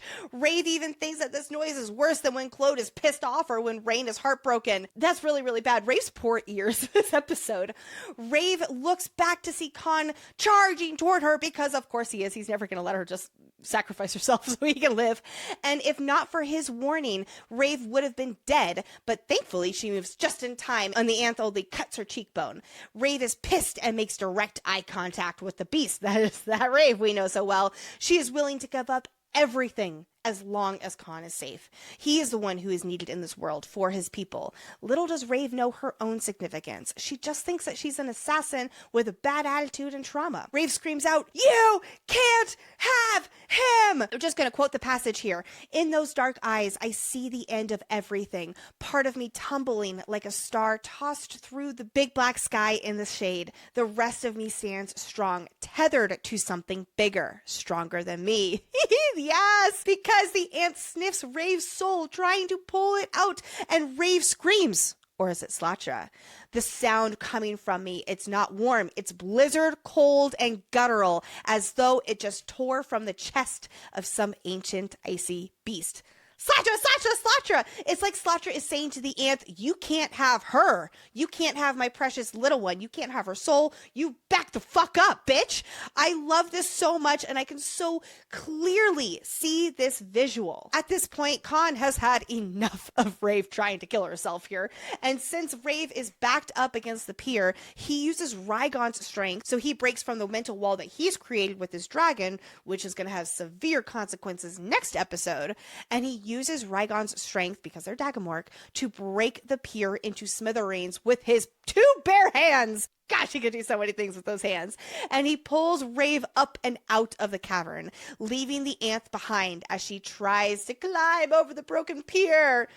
And our friends are gone. Yay! Raeve and Kaan are at a stalemate of sorts. Both are so stubborn to put their own lives above the other. Both are fierce caretakers. Both are unwilling to allow for the other one to even come close to death.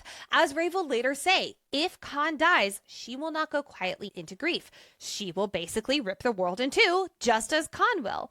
Now you might be asking, wasn't Rave's main objective the exact opposite last book? Stay away from him, he stays safe because anyone close to her tends to die. Not this time. She realized that she cannot stay away from Kaan Vhagar. So if she cannot stay away, she will do whatever it takes to keep him alive. Literally whatever it takes. But Kaan would do the exact same for her, especially since he has now lost her technically for 123 phases. Remember, last time he thought she didn't care about him and chose his brother over him.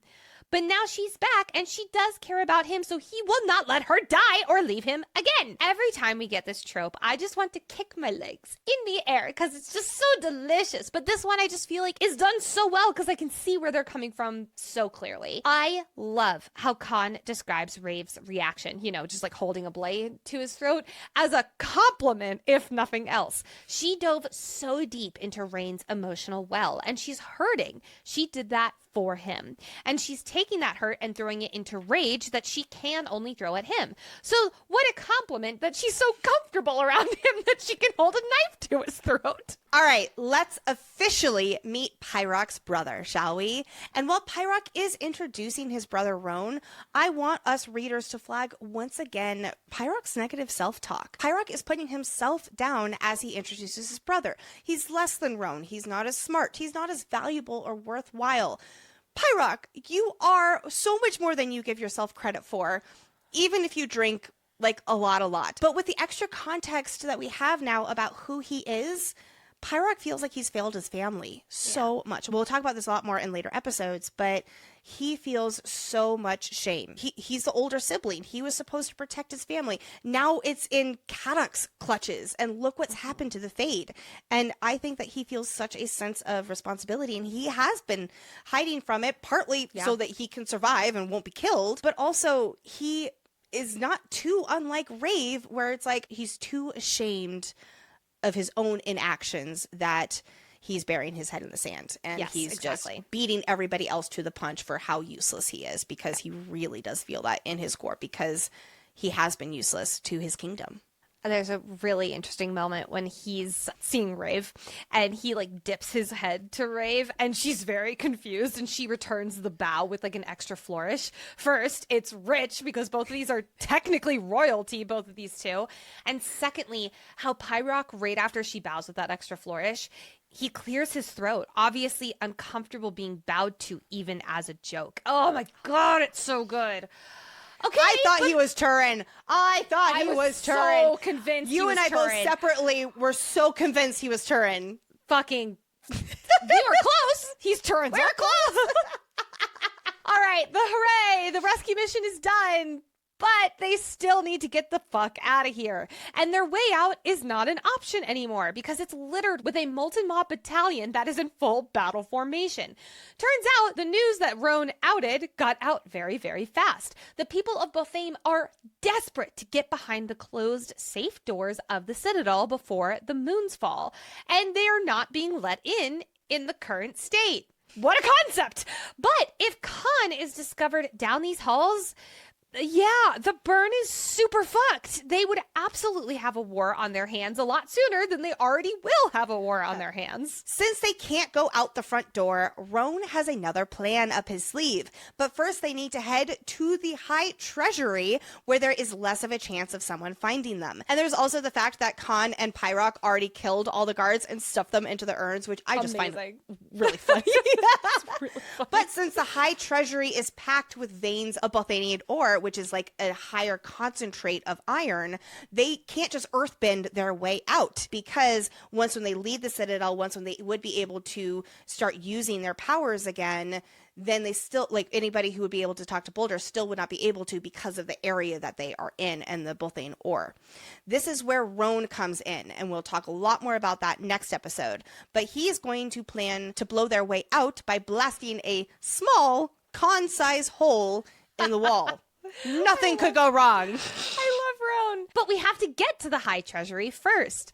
One of my favorite things in fantasy is when our characters are running fast through like a library or somewhere very important like a high treasury, and you just know there's Easter eggs all up in here. So I want to pull out one in particular. Quote, Essie said many of the world's most precious and powerful relics are hidden here, locked safely away. But what she was most taken with was a story of a male fae who's been around for eons, the first to tame a dragon. His skin now etched in so many runes, he's become something ... other, kept behind one of these doors. Apparently. This is not just a throwaway line! What? Oh my God! Where do we even start? I know where. We learn in Kaan's POV that one of his ancestors was the first to mount a saber scythe. I'm not saying that these two people are the same, but what if Kaan's ancestor is just chilling, etched in runes in the High Treasury? Oh my goodness. Well, you know what I'm about to say? This ancient fae is somehow connected to Kalis. Lexi, would in be episode the only 1. person. Okay, but no, seriously though, listen to this. He would be the only person who was around when Kalis got trapped in the diadem. And the only ones else that we know about that is Slatra and Ara, the silver dragons. And so I'm not saying that this male fae is like decked out in silver, but he was around during that huge change. Oh. And I also wonder if he's going to have some kind of part to play in resetting the world. Like, he still has a purpose left in this life. Or maybe he's the original person who can read the Book of Voyd. Now, there's a second thing that's pulling our attention in the High Treasury. One of these doors has a very familiar silver glow to it. Quote, if that fate fucker is hurting me again, I will rage. So Raeve does what Raeve does best and ignores all the senses of danger and opens the door without a second thought, which, pause, she should not be able to walk right into this room because it is guarded with lethal runes. Shout out to Brooke yet again for, quote, it's supposed to be hard, and then right below it, the what? Like it's a hard meme from Legally Blonde. I'm leaving that in the outline. There. If you're in our fan club, you can see that in the outline. It makes me so happy. Now, since she is pissed that the fate fucker is trying to kill her, basically, Raeve decides to steal the Book of Voyd like one does. Now, she also is stealing it because she believes that the people It's righting a wrong. It's righting a wrong. The Tri-Council does not deserve to have the Book of Voyd because they are now hoarding the knowledge in order to keep it away from the people, and people are going to die from it. So she's like, if I steal it, I get the knowledge and I get to help a bunch of people. Honestly, fair. I think that makes sense. Now, a quick TLDR on the Book of Voyd, because this thing is game-changing. The Book of Voyd is the book that every documented rune is from, plus countless others that still haven't been translated. The book is bound by a belt of black, hooked in place by an argent silver/silver white saber, longer than a finger, blunted at the tip. Raeve thinks, quote, "I'm sure I've seen teeth like that before." I'm thinking she's referring to the Fate Herder. That makes a lot more sense than Slacho, which I was initially thinking, but none of that matches up. So yes, absolutely. Fate Herder. Yeah. And you know what? Like the saber, like a saber-toothed tiger, like Diego from Ice Age. Yes, absolutely. Yes. That's actually exactly how I think I see the Fate Herder, and I didn't put that together until just now. Now, the cover on the Book of Voyd is like stretched membrane of a dragon's wing. Quote, "Such a distinct shade of silver that it threatens to shake me up from the inside out." It's Kayla's silver. Now back to this belt. It's made of a similar material from the cover, but it's leathery and full of thousands of stars. And in those stars, something soars through them. So I'm wondering, this might be a little bit of a crack theory, but when we think about the moons are from fallen dragons. They are from this world. But this book in particular talks about stars quite often. Yeah, and it does. Specifically how it's almost like Kalis has a small association with the star, like again, like the void, right? The everything and nothing. So I'm wondering, first of all, how do stars work in this world if moons are from calcified dragons? And then that also makes me wonder about the Elding Bird and how otherworldly she is.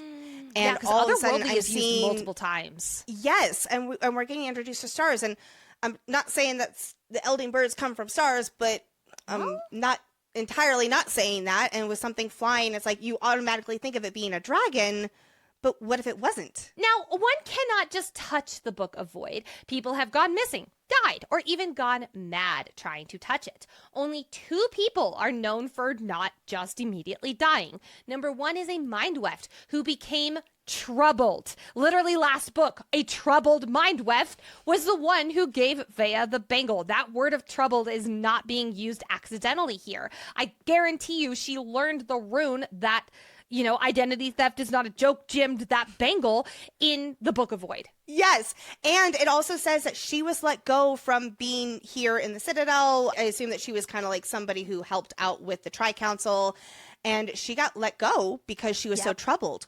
I bet you anything that we will meet her again, that is after she was kind of like off on her own, like scorned from the Tri-Council. That's when she met Veya, and she was able to help propel these important things that are happening that she knows from this Book of Voyd. And then the second person is someone new who can endure the book.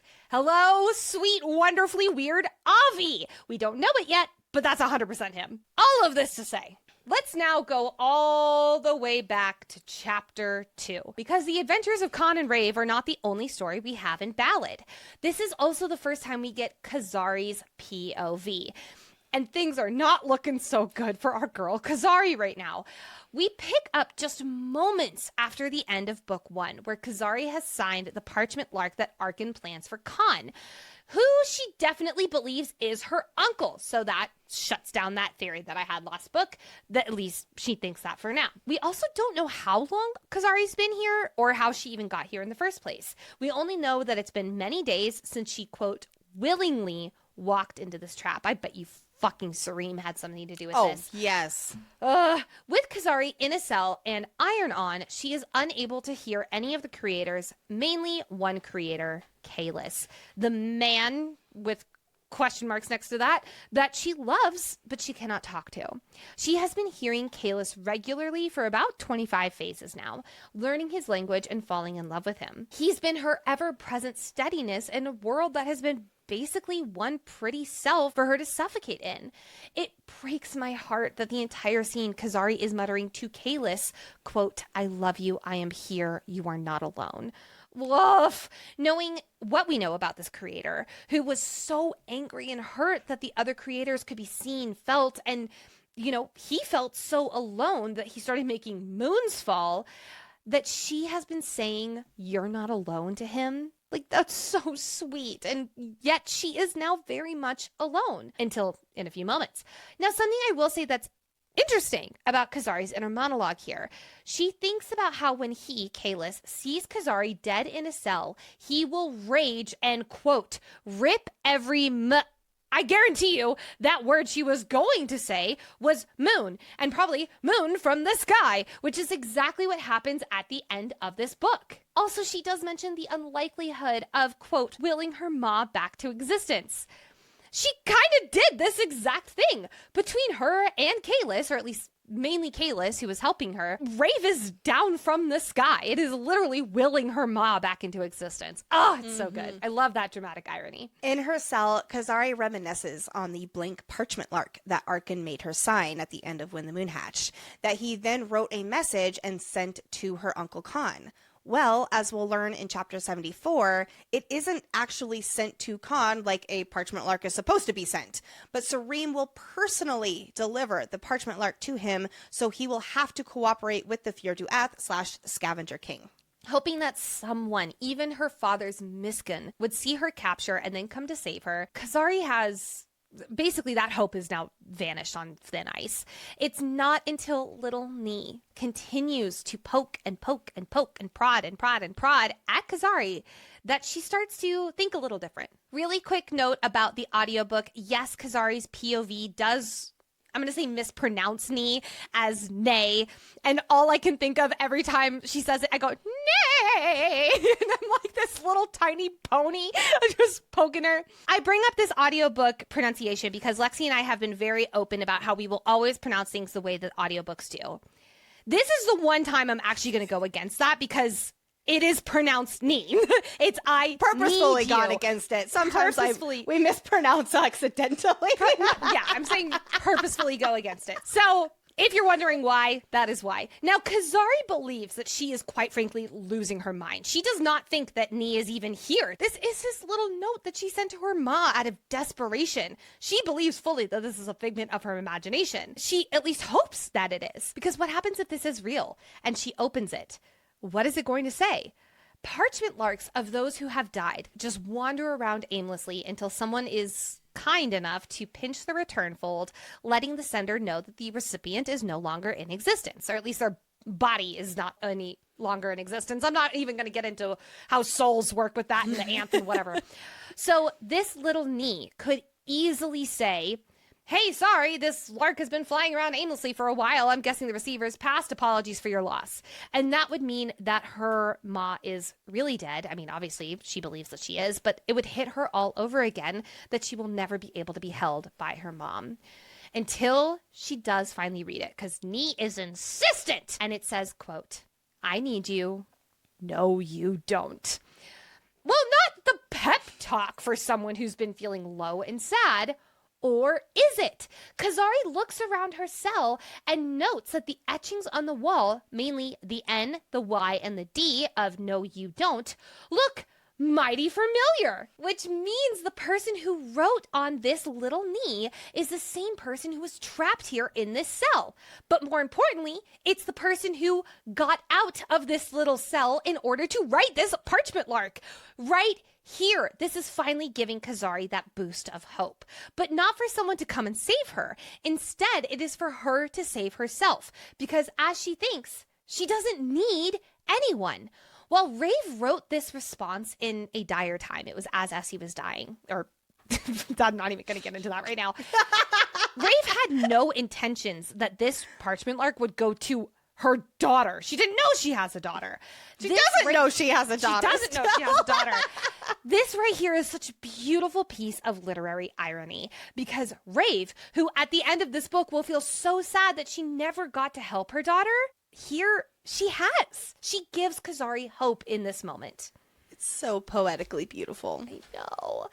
This response gives Kyzari that belief that she needs in herself. That fight that means, as much as she hates it, she will have to eat the gruel that they give her to keep her strength up so that she can escape when the time is necessary. Kyzari really is so strong and has been through so much horror and pretty caged confinement on a reread. My heart hurts for her as I read her inner monologue, chastising herself and her father, who she thinks is Tyroth's, reaction weighing on her mind. She's like, oh, like he would be so ashamed of me. And it's just like, oh, you poor sweet girl. You need a hug. With these iron cuffs, she doesn't even have Kalis right now, as much as she tries and imagines otherwise, where they're both safe and he is whole and they're free together. Once again, we're going to rewind to one more POV chapter, Veya. Ballad opens with her focused on getting out of Arithia and back to the burn to tell Kaan everything she just learned in Elluin's diary. First, though, a pit stop back to Ada, the Knoll maid that Veya glamored herself to be with the magical bangle. And Ada is pregnant with Tyroth's baby. Ada does not scream or fight Veya. She just stares at her with tears in her eyes. She even looks down at the spot where Veya hid Elluin's diary, meaning she knows. Whoa, this is new information. Ada herself was still somehow tethered to her identity when Veya took up her appearance, and she experienced some degree of what Veya just did. She saw through Veya's eyes or something. Bottom line, this maid knows the truth about Elluin's diary and Kyzari not being Tyroth's. And what's more, it's unlikely Elluin actually died in childbirth. This raises the big question of whether the previous individual Veya pretended to be when she poisoned the Navan family, does this individual know what she did? And that's been a loose end for more than 125 phases. A servant out there knowing the truth that the Navan family's toothbrushes were poisoned? Well, and we know from her scene where she learns the truth from Tyroth, there is nothing said about the person she impersonated. So yeah, I absolutely think that this is a loose storyline for a reason. I assume that Ada does not want to take the Bloodstone, does not want to leave and escape, most likely saving her own life from Tyroth. She's like, I can't. And Veya's like, well, you can't or you won't kind of thing. And I wonder if it's because of Tyroth's wrath, like he could go after the rest of her family, or she's more scared of getting caught. Nicole, you've brought up, though, that you think that she might have been the one who told Tyroth about Veya being here. I could see two things. One, I could see her immediately going to Tyroth. The other thing is we know that Tyroth is somehow dabbling into mind weft magic or mind powers. What if she went to Tyroth? He knew something was up because she looked a little funny, and he plugged into her mind, saw that, and that's what told him. So Ada didn't technically tell him, but she still was the culprit. I have also wondered if Ada is one of those characters who will return to the story, especially since she does know the truth and she's met Veya and she is staying in the palace. She could potentially help our crew, or hopefully they can get her and baby to safety. I can hope, right? Right? You can hope. Yeah, okay, I'll hope. Yeah, Ada isn't the only one processing some heavy info dumps. Remember, Veya just discovered that Tyroth is not Kyzari's actual father. And Elluin loved Kaan even though she left. And her niece was a product of love, not whatever the fuck. This is not just family drama. This is information that will start a war against the burn from Tyroth. The burn is fucked. Oh, God. Now, remember, Tyroth already knows that Kyzari's not his. But this is information that will destroy Kaan when he learns. Veya is grappling, not just with trying to get out of Arithia, because yes, that is very important, but she has to get out alive so that she can deliver the diary to those who need to see it. Later in the Brimstone Cave, Veya will akin losing the diary to a fate worse than death. That is the responsibility times 1,000 big deal that this is. Once Veya is out of the palace, she's able to sneak past someone's molten maw and through the secret back exit using her blood to activate the runes. I've always wondered, because it's very notable that the molten maw flies then to the palace. So I've been wondering if that was a signal to Tyroth that she's arriving. I don't know, but it seems like there was a reason for this encounter here. I think that the molten maw, yes, I agree completely. The direction that it's flying is very notable. There's also this moment where she realizes that she needs to use blood to get out of the gate, and it requires warm blood to open, and her cold blood just doesn't work anymore. And so she has to cut her own palm and use it. And I do wonder if there's some kind of like, I'll call it like blood lace rune on this, where it's like if Vhaegor blood is used, it like sets off alarms to someone in the castle. Maybe it was put in place for Kyzari, who kept on running away. And they were like, why is Vhaegor blood being used on the gates right now? We should probably call in the arms. Veya also does feel something coming from Boulder, and when she opens herself up to his song, she hears like this melancholy lullaby that he sang to Slatra when she was in the burrow at Dom. Veya takes this as a warning, the warning that it certainly is, and she runs toward her Carter, Rasha. I had been thinking that this is a reflection of Boulder liking Veya and trying to protect her, as the creators certainly do have favorites, but it's also his fury that a dragon is being slain, or that something really bad is happening right now. Well, a dragon's being slain using his magic, or using his, because that's how, because poor sweet dragon gets like penetrated by many rocks, and if it's going off of what you were saying with like it being like a blood rune, or it alerting them, because that happens like immediately afterward, and that could be him being like, the alarms were just set, you need to go, this is bad. Yeah. By the time Veya gets to the abandoned burrow, the cave is rumbling, and Veya finds her Carter's molten maw pinned with shards of obsidian, and sadly, she bled out from the obsidian. While Veya was distracted, Tyros guards surround her, but Veya spots a cleft in the wall. Her charter, Rasha, has been captured and killed. Oh no! Bad!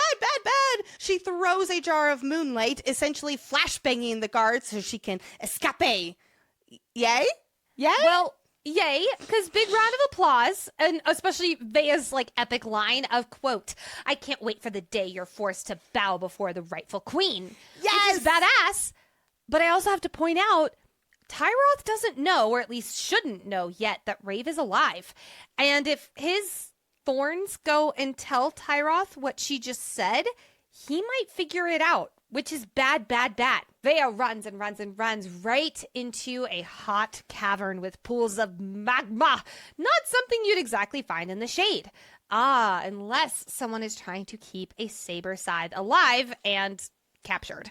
Remember, saber scythes cannot live in the freezing cold of the shade, but it looks like Tyroth has had some very powerful Ignos wielders and Runies create a literal cage for his dragon Baron. I remember reading this and being horrified, thinking that Baron is as rotten and evil as Tyroth. But it looks like this dragon has not enjoyed being held against his will in the shade. There are silver runes suggesting his containment, and he looks almost forgotten about. His overgrown curled claws are scratching against the obsidian, which is just like poor, like they're curling in on himself, like poor Baron. It immediately makes me think of Satra's chapter 5, when she's reminded of times past, when dragons yearned to form a bond with one courageous and moral enough to earn it, not feared such connections. Yeah. Evolution has made the Fae entitled and power hungry to take what is theirs, and that includes the dragons. We learned about that in Book 1's prologue. Yeah. I'm not surprised that Dagamork is unheard of these days, except for Kaan and Raygon, considering the level of trust and deep-rooted respect and connection that it requires. I wonder if this reckoning that is coming, the one that is so long overdue according to this book's prologue, will reset the relationships of life in this world, most notably of dragons and fae. But back to Baron, who has been wrangled into submission. Veya even thinks how he used to be. He used to be fiercely territorial. He used to be big and scary, and nobody wanted to work with him because he'd probably kill them, and he was dangerous and deadly. This is not that dragon anymore. All of his fight is gone. This dragon is broken-spirited and in bad shape now. And who's responsible for this? The very brother that walks in right now. Oh, Tyroth's entrance is so creepy. He's such a good, bad villain. Tyroth has mismatched eyes, and remember that he is a tribead. He uses Boulder to send a spear of obsidian piercing through Veya's shoulder, and she is all too aware that she has the diary with info that could change everything. Although, yes, at the end we learn that Tyroth has known the whole time. Right from the get-go, Tyroth is cruel and hateful toward Veya. That's really just the kind of person he is. Pissed off that she looks like the maw that Veya took away from Tyroth and his brothers. And he's just so angry at her presence in this world and in his kingdom, too. He slices off a piece of Veya's hair that he plans to show Kaan as proof of her death. Although we know that won't actually happen because a whole lot more things happen. So I wonder if he's just kind of like holding on to this thinking that she's dead, and the way that he's like, oh, you can keep your head so you can see what I'll do next. What a cocky motherfucker. He is so giddy to decimate the burn and slaughter Kaan as payment for helping himself to what was Tyroth's after all. The moment I read this, I knew he knew the truth about Kyzari. Because yes, Tyroth is absolutely referring to Kaan being with Elluin. He's known the whole time. Although we do not get that full confirmation until the end of the book when he gets that confirmed for himself. Tyroth calls what comes next a trick he's been working to hone. And it's like he mentally pokes the small hidden bubble of memory, for lack of a better word. Sarah describes it all way better. Which Veya does say that she always has strong mental shields up. So how is he capable of like pummeling through her shields like he does? But this also brings up the question of how Tyroth can wield this kind of power. Is being a mind weft a learned power, or is it a born power?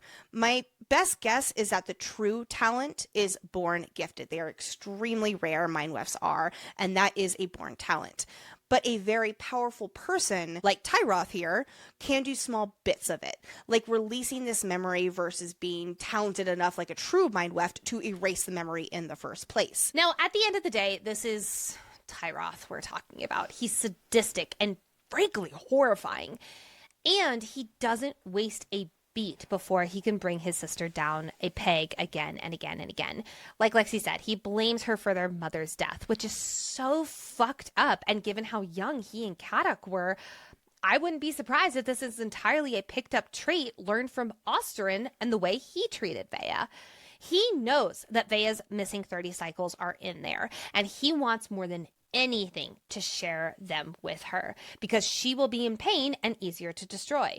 We are only in chapter 9 and we get a huge reveal. What happened during Veya's missing 30 cycles? Side note, in our reactions episode, we did say that this was chapter 8, and the chapters in our e-arcs and the chapters in the published copies are different because the other chapters or the other past chapters were not numbered in the e-arc, but they are in the final published version. So if you were confused on our chapter numbers, that is why. In case you're like, what's the missing 30 cycles you're talking about? In Veya's later POV chapters during When the Moon Hatched, we learned that she has a gaping hole in her memory in the form of 30 Aurora cycles, and it was the last time she used her identity-stealing bangle.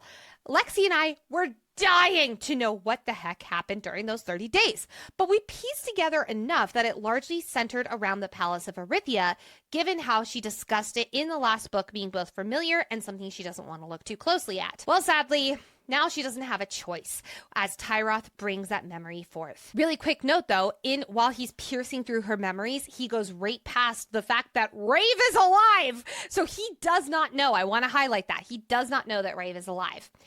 But in this memory, Veya is kneeling in Osterin's office shortly after Elluin's paw turned down her arranged marriage between Elluin and Tyroth. So this is around when Elluin was 18. Osterin tells Veya that his miskin, Hulu, quote, foretold the world's end if the Navans die by any other hand than your own. Got about a million questions there.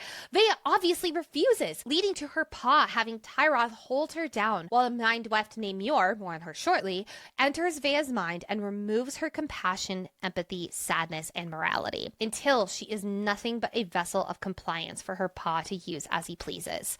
After which, Veya is told to go to Arithia and poison the Navan family, except for Elluin, Raeve, Navan. The memory skippies over Veya's journey across the plains through a secret entrance and her glamoring herself as somebody else.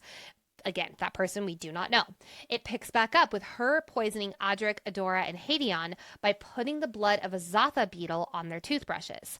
And then it picks right back up back in Osterin's office. Muir is forced to wipe the memory as Veya begs for death from her father. First, I want to address what the Muskin foretold, that the world would end if the Navans died by any hand other than Veya. In other words, if Veya did not personally murder Elluin's family, then it would be the end of the world. What if this has to do with the prophecy that we learn about last book in the Burn, where it's like it's Kaan and Rave's child who would tether the moons to the sky? And if it was any other child that Elluin would have with anyone else, basically, if they didn't put these things in motion where Elluin would be with Kaan and meet Kaan, if they didn't put the things in motion where that they would be together, that all of the moons would fall from the side because Kalis would be so mad. I don't know. But I feel like those are connected. Okay. Yeah.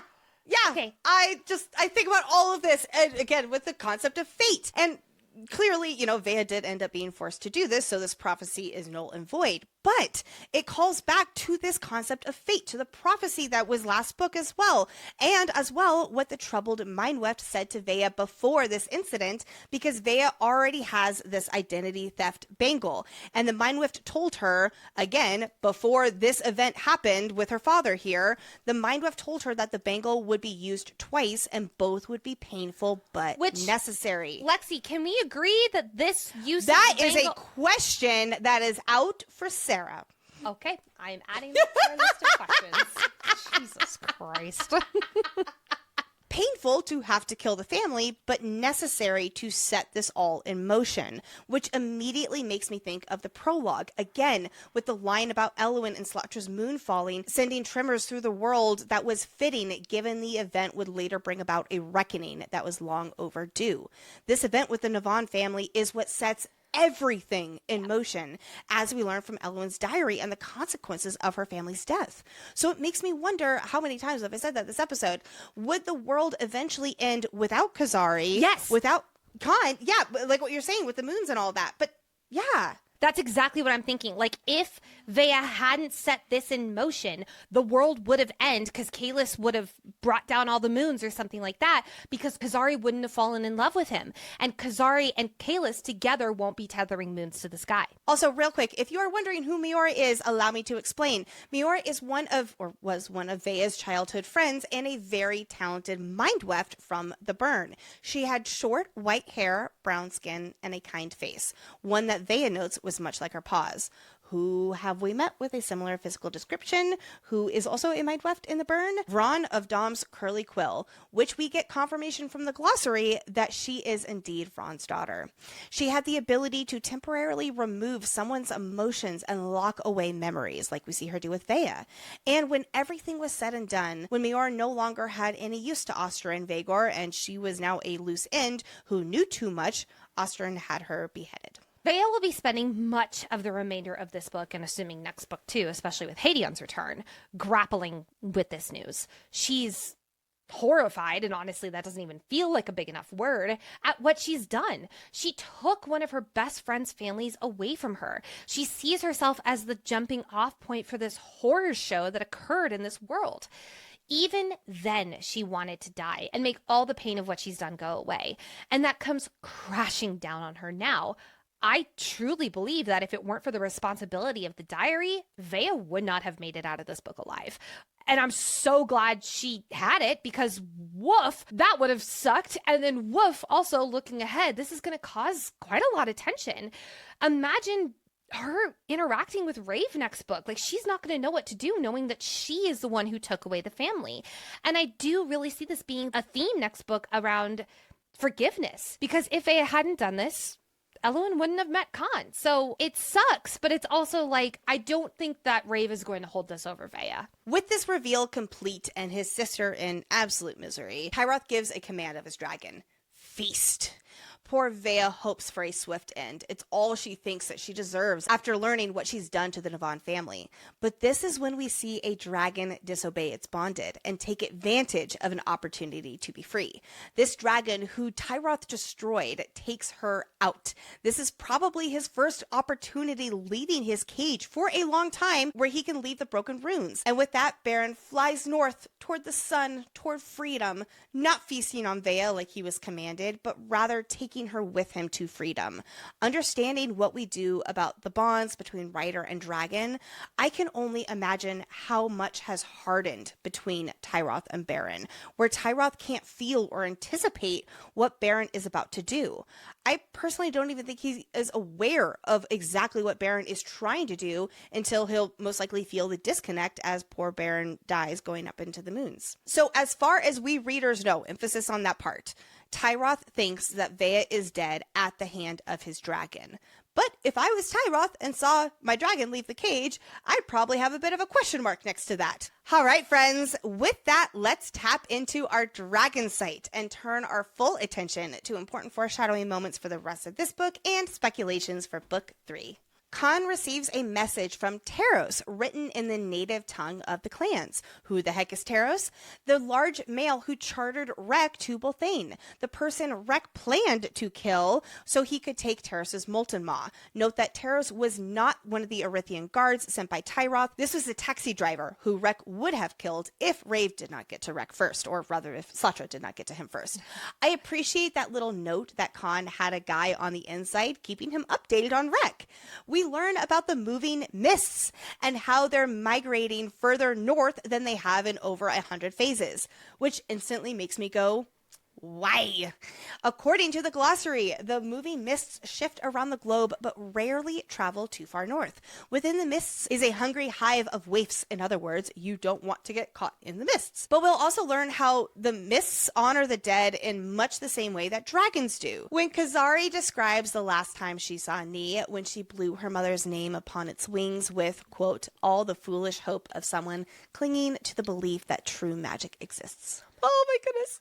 Well, later in this book, Raeve reflects on Ni being special because its purpose was to bring mother and daughter together. But I still think that there is a little bit of Kalis magic at work here too. Don't give me that look, Nicole. Kyzari imbued a little ether power into the little parchment lark. Ni and its personality, its perseverance to unite these two really is a miracle. The sort that Kyzari desperately wants when she sends Ni off. After all, she kind of already has willed her mom back into existence. Now Ni's job is connecting daughter with mother. Yeah. Plus, when Kyzari yells for Ni to stop taunting her, the parchment lark just drops, listening to her, doing what she says, stopping and falling out of the air. I think that when she whispered that little thing to Ni, it brought this sense of life into Ni that makes Ni extra special. We have wondered if Raeve is one of the people that the Velvet Trog and Gore has made a deal with. Remember, there's 6 people, including Veya. This line, quote, unfortunate since tampering with someone's treasure is a surefire way to piss them off. Kind of sounds a little Velvet Trog-like. I don't know. It might be a stretch. Veya thinks about how Kyzari deserves to know the truth about Elluin and Kaan most of all, who her real father is, and the love that her parents actually shared. Well, it certainly won't be her choice with how it all happens, but Veya will be the one to hand the diary over to Kyzari, and she will be the one to hold her niece through the cell as Kyzari reads her mother's life story and learns the truth of who her father is. Who is the other's mate? We know that Slatra's mate was killed and bled into the ground and then curled up into the sky.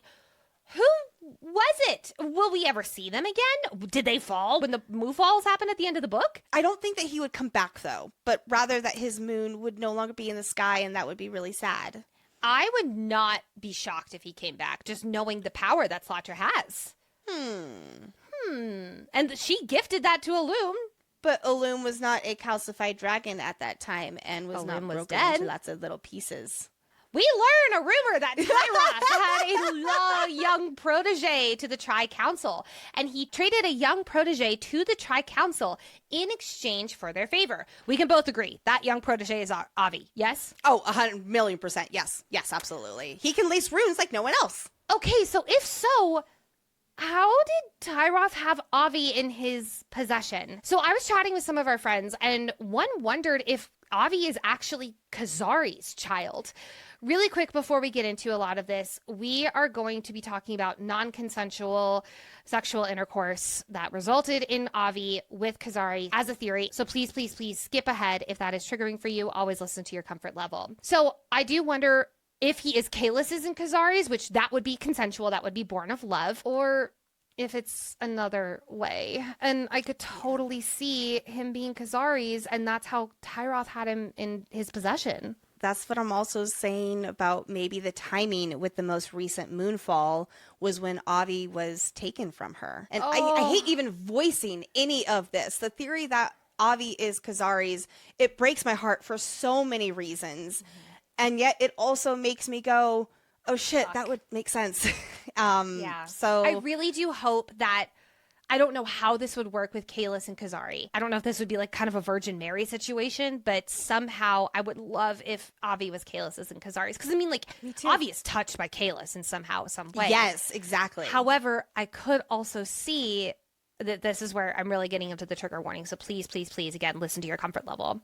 I could see a situation where Kyzari was raped, and she literally, in order to disassociate, she imagined it was Kalis. And it was like in that moment, like Kalis like became that partner and seeded a child inside of her, and that became Avi. So it's like this twisted, like, is it Kalis's, is it not Kalis's? That's that something I could see Sarah. Once when the child was within her, that Kalis being so part of her already was able to almost like wrap her and baby up and like kind of almost like be the father to it. Make the baby his almost. It's like, yeah. I could definitely see that in some sort. I love this theory that Avi is Kyzari's child. Love this theory.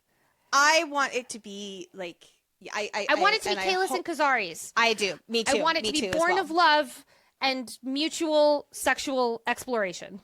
We mentioned in our reactions episode, but of course we have to include it here too.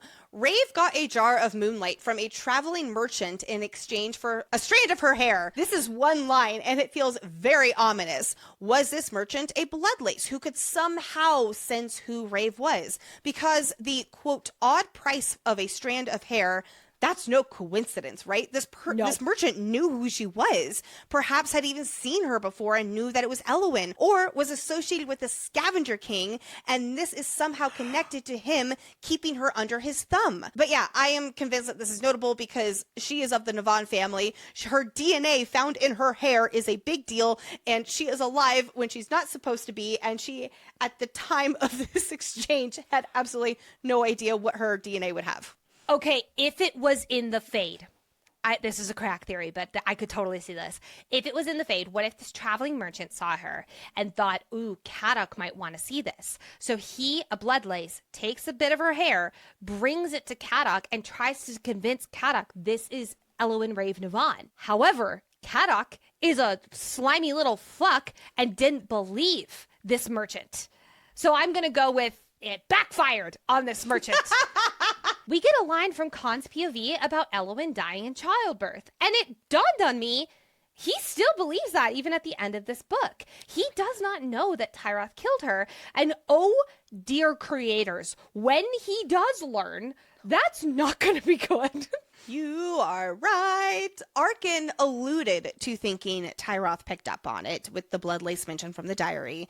And while Kaan now knows about Rave's runes all over her body, I don't think that he knows about the silver scar over her heart, where Slatra used her Kalis magic to bring Elluin back to life and heal the fatal wound. So interesting. I think that's going to happen very early on in the next book. All right, this is very aptly named. It is time to infiltrate the Tri-Council, where each episode Lexi guides us through a world-building topic. No dilution of information to help us deepen our understanding of this world and its magic. Today's infiltrating the Tri-Council topic is Bothame and the Tri-Council themselves. What is the Tri-Council? The Tri-Council is a council, go figure, of ancient tri-beaded elementals and very knowledgeable runies. There are 15 total council members, including the Grand Chancellor, and each sits on a throne and wears a diadem similar to the one that the Navan family wears, the Ether Stone there. So that's very interesting that they have crafted diadems for themselves, similar to the Ether Stone. They wear hooded white robes, and most of them are so old that they have to take a daily dose of bloodstone to keep their skin from looking like withered parchment. They are ancient, old, but the bloodstone does not keep their eyes from going milky white with age. They also move in a slower manner, as if they're built from heavier stuff than everyone else. The Tri-Council holds a certain amount of sway over the kingdoms because of their great power, and sometimes they will intervene in political matters, as we saw last book with Elluin. As we learn, the Tri-Council has their own self-serving agenda. Ha! Go figure. They want the untapped bloodstone in the burn for themselves, and they're willing to work with whoever to get it for them, regardless of that person's motives or ultimate goal. They value knowledge and power above anything else, specifically for themselves. And they believe that the world is theirs by divine right to mold at their will. Fun fact, Kaan notes that the Tri-Council was once his paw's most powerful allies. So for us, knowing, first of all, what happened over 100 phases ago with Ostrin and the Tri-Council and Tyroth and Elluin, and also makes sense too with Tyroth and Kata kind of being in their ears, right? Like, they obviously have a great relationship with the Tri-Council, whereas Kaan does not. The council also has wardens who are dual beads disciplines that are basically the council's guards. Now let's move on to Balthaim. It is a neutral city nestled between the Burn and the Fade, where the Tri-Council resides. This neutral territory does not fall under the rule of any king or queen. The city is also kept intentionally at its current small size, as the Tri-Council is known for being very selective with how many people they allow to live in Balthaim. They don't want more space because more space equals more folk to care for, more resources that they have to get. They want to keep it nice and exclusive. One of the reasons that Balthaim is such a strategic location is because underneath the city runs veins of an ore called Balthamian ore. This ore is mined in the tunnels well below Balthaim and contains a high percentage of iron and is almost impossible for Boulder to shift, meaning that it would be extremely difficult for someone to attack the city from below, as they would not be able to shift the ore. I really do think that that is going to come back in a big way, especially with what we know about Kaan and how powerful he is with Boulder. This ore is also used to craft blades. We don't know the extent of this, but since I believe we've only seen one weapon officially described to be of this material, but we'll keep an eye out on that. Although I do think that it's safe to assume that the wardens carry weapons made of this Balthamian ore. Other important locations in Balthaim, we have, of course, the Tri-Council's Citadel. This is where the Tri-Council meets, and I'm assuming also where they reside. Their white stone thrones are here, and the building itself is made of carved white stone in high arches that are decorated with protective runes. Very recent development that Avi put together and that Roan pointed out to his detriment. There's also the High Treasury, located in the Citadel of Balthaim. The High Treasury houses special and unique items held by the Tri-Council. The High Treasury is a circular chamber that is so vast and white, it's like being in a cloud. Along the walls are hundreds of identical doors, each with a glass of captured moonlight hanging from a hook made of Balthamian ore. Like I mentioned, the High Treasury houses many special items and powerful relics. Each is locked away and can only be accessed if granted permission by the Tri-Council after submitting and getting accepted with a written request. But like we see in Roan's case, they more often than not deny these requests. One known artifact locked down here is the Book of Voyd, written by the god of Ether himself, and every official rune has been derived from this book. The Tri-Council, however, as we've discussed, have been secretly learning new runes from the book, and they are keeping them all for themselves. There is a lot more runes than the public knows. But one can't just touch the book. People have gone missing, they've died, or they've even gone mad from trying to touch it. It is rumored that behind one of these doors is a male fae who has been around for eons, like we were freaking out over earlier. Supposedly, he was the first to tame a dragon, and his skin is now etched with so many runes that he has become something other. I really do wonder if that other is italicized for a particular reason, since we know of another other. I'm not saying that he's actually a dragon, but there's something there. There's definitely something there. Yes. Yes. And then finally, we have the Ant's Cavern. Just like how the Fade uses molten mod dragons to execute their prisoners, the Tri-Council uses a powerful water creature called an Ant, and this Ant lives in a massive underground lake beneath Balthaim, and it eats both body and soul. And on that note, there we have it, friends. let us close out this very first Ballad of Falling Dragons episode with shopping at the Curly Quill and discussing our favorite moments from this stretch of chapters. I find it so touching how Kaan has not replaced the strings of his instrument since he played for Elluin. This little detail in his suite is such a great show don't tell of Kaan's state of mind, where his character really begins as this book opens. He's heartbroken, he's mourning Elluin, he's unsure what'll happen next with Raeve. Don't worry, Kaan, you'll get to be with Raeve soon and she'll claim you and prove that she cares about you. This line sums up Kaan so well. Quote, every time he brings something painful to the surface, I'm reminded to live each moment with intention, to honor and love with my whole heart, and thus starve off the fester of regret. Mostly. Raeve pretending to drown in her own icy lake so the other would come rescue her, but Slotcher knows that her consciousness can't drown. Like, I just picture Raeve going, oh no, so vividly. I highlighted this line too because not only did it give me a chuckle, but it also clearly orients us readers about this icy lake. It vividly exists in Rave's mind, but she's not actually physically in an icy lake where she could drown. Raeve not knowing where Rex's heart and eyes went, she totally ate them, which is so gross, absolutely. and I love it. I can just picture Slotcher being like, okay, I won't eat his crispy burnt flesh as much as I want to, but just like a little nibble. I got to feast on his heart and eyeballs. They're like candy, right? Just like pop it in, right? Oh, totally not the same thing as flesh. Not in the slightest. According to Slotcher. Roan, just as a whole, but in particularly the line about how he, quote, he is genuinely perplexed by the might of someone's stupidity. This is one of the most memorable, funny quotes of the whole book. It's because it's you. Like, I can see that on your face so vividly.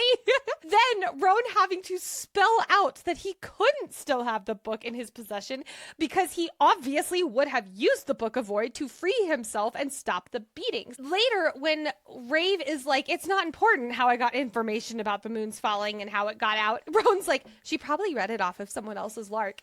And she says how that's uncomfortably accurate. The entire book, I feel like, can be summed up in one of Utras's lines, quote, though we'll all probably be dead soon anyway, since the sky's about to shit itself. Poetry. All right, moving into some of my favorite Kaan lines from this stretch. Quote, there are those sky-high walls I so love to bash myself against. Oh, and then when he's talking to Raeve, he says, decided to care, moonbeam, followed by, light of my life, you did decide to care. Light of my life, are you kidding me? And when she snaps back with a screw you, he says, quote, please, you won't hear a word of complaint from me. Especially given that in his opening POV, he was so worried about her not returning to him because he was scared she felt like she didn't need him anyway. Like, just to hear that she did decide to care. Oh, like, even in their dire circumstances, Kaan is just so giddy. He's so giddy. Oh my God. And then when Kaan later tells Raeve that she's right about taking the Book of Voyd, she's like, say it a little louder with more gusto. And he just glowers at her in response. I love them. So good. Or earlier when he says to Raeve about the Anth, so either you come gently or I push you aside and challenge her myself. Thoughts? Like, okay, honey, like, something's about to happen here. Here's my proposal. What do you think about it? No? Okay, cool. Then let's go. Yes. And there we have it, friends. Episode 1 of Ballad is in the books.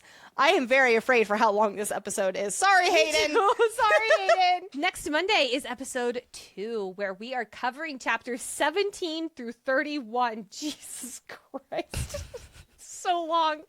We'd love to give the biggest warm welcome to our newest Feral fans and deep divers. Thank you so much for being here. Welcome, Sarah P, Trisha, Crystal, Cleo W, and Lana. Welcome. Yay! Thank you so much for being part of the fan club. Thank you for being Feral fans and deep divers. And if you're listening and you're like, hey, I want my name shouted out on the podcast and be shouted with all this love too, join our fan club at fantasyfangirls.com/fan club. Link is also in the show notes. A very exciting development has happened for me as an author. We officially have pre-orders out for my upcoming book, Oath of the Chosen, which comes out May of next year. In case you don't know how pre-orders work, because I sure as hell didn't before I became an author, if you pre-order the book, it tells the bookseller, oh, people are interested in this book. And then they purchase more of the books, which means they have more of the books on the shelves, which means more people who will go into like a Target or a Barnes & Noble or an indie bookstore even would see said book on the shelf and be like, oh, hey, maybe I'll read this. So pre-ordering a book is so helpful for authors and getting the book out there. So if you head to NicoleHolloman.com, you're able to find all the places where Oath of the Chosen is available for pre-order. Yay! So exciting. And after you pre-order that, our new website just got a huge glow up. So friends, you should go check that out.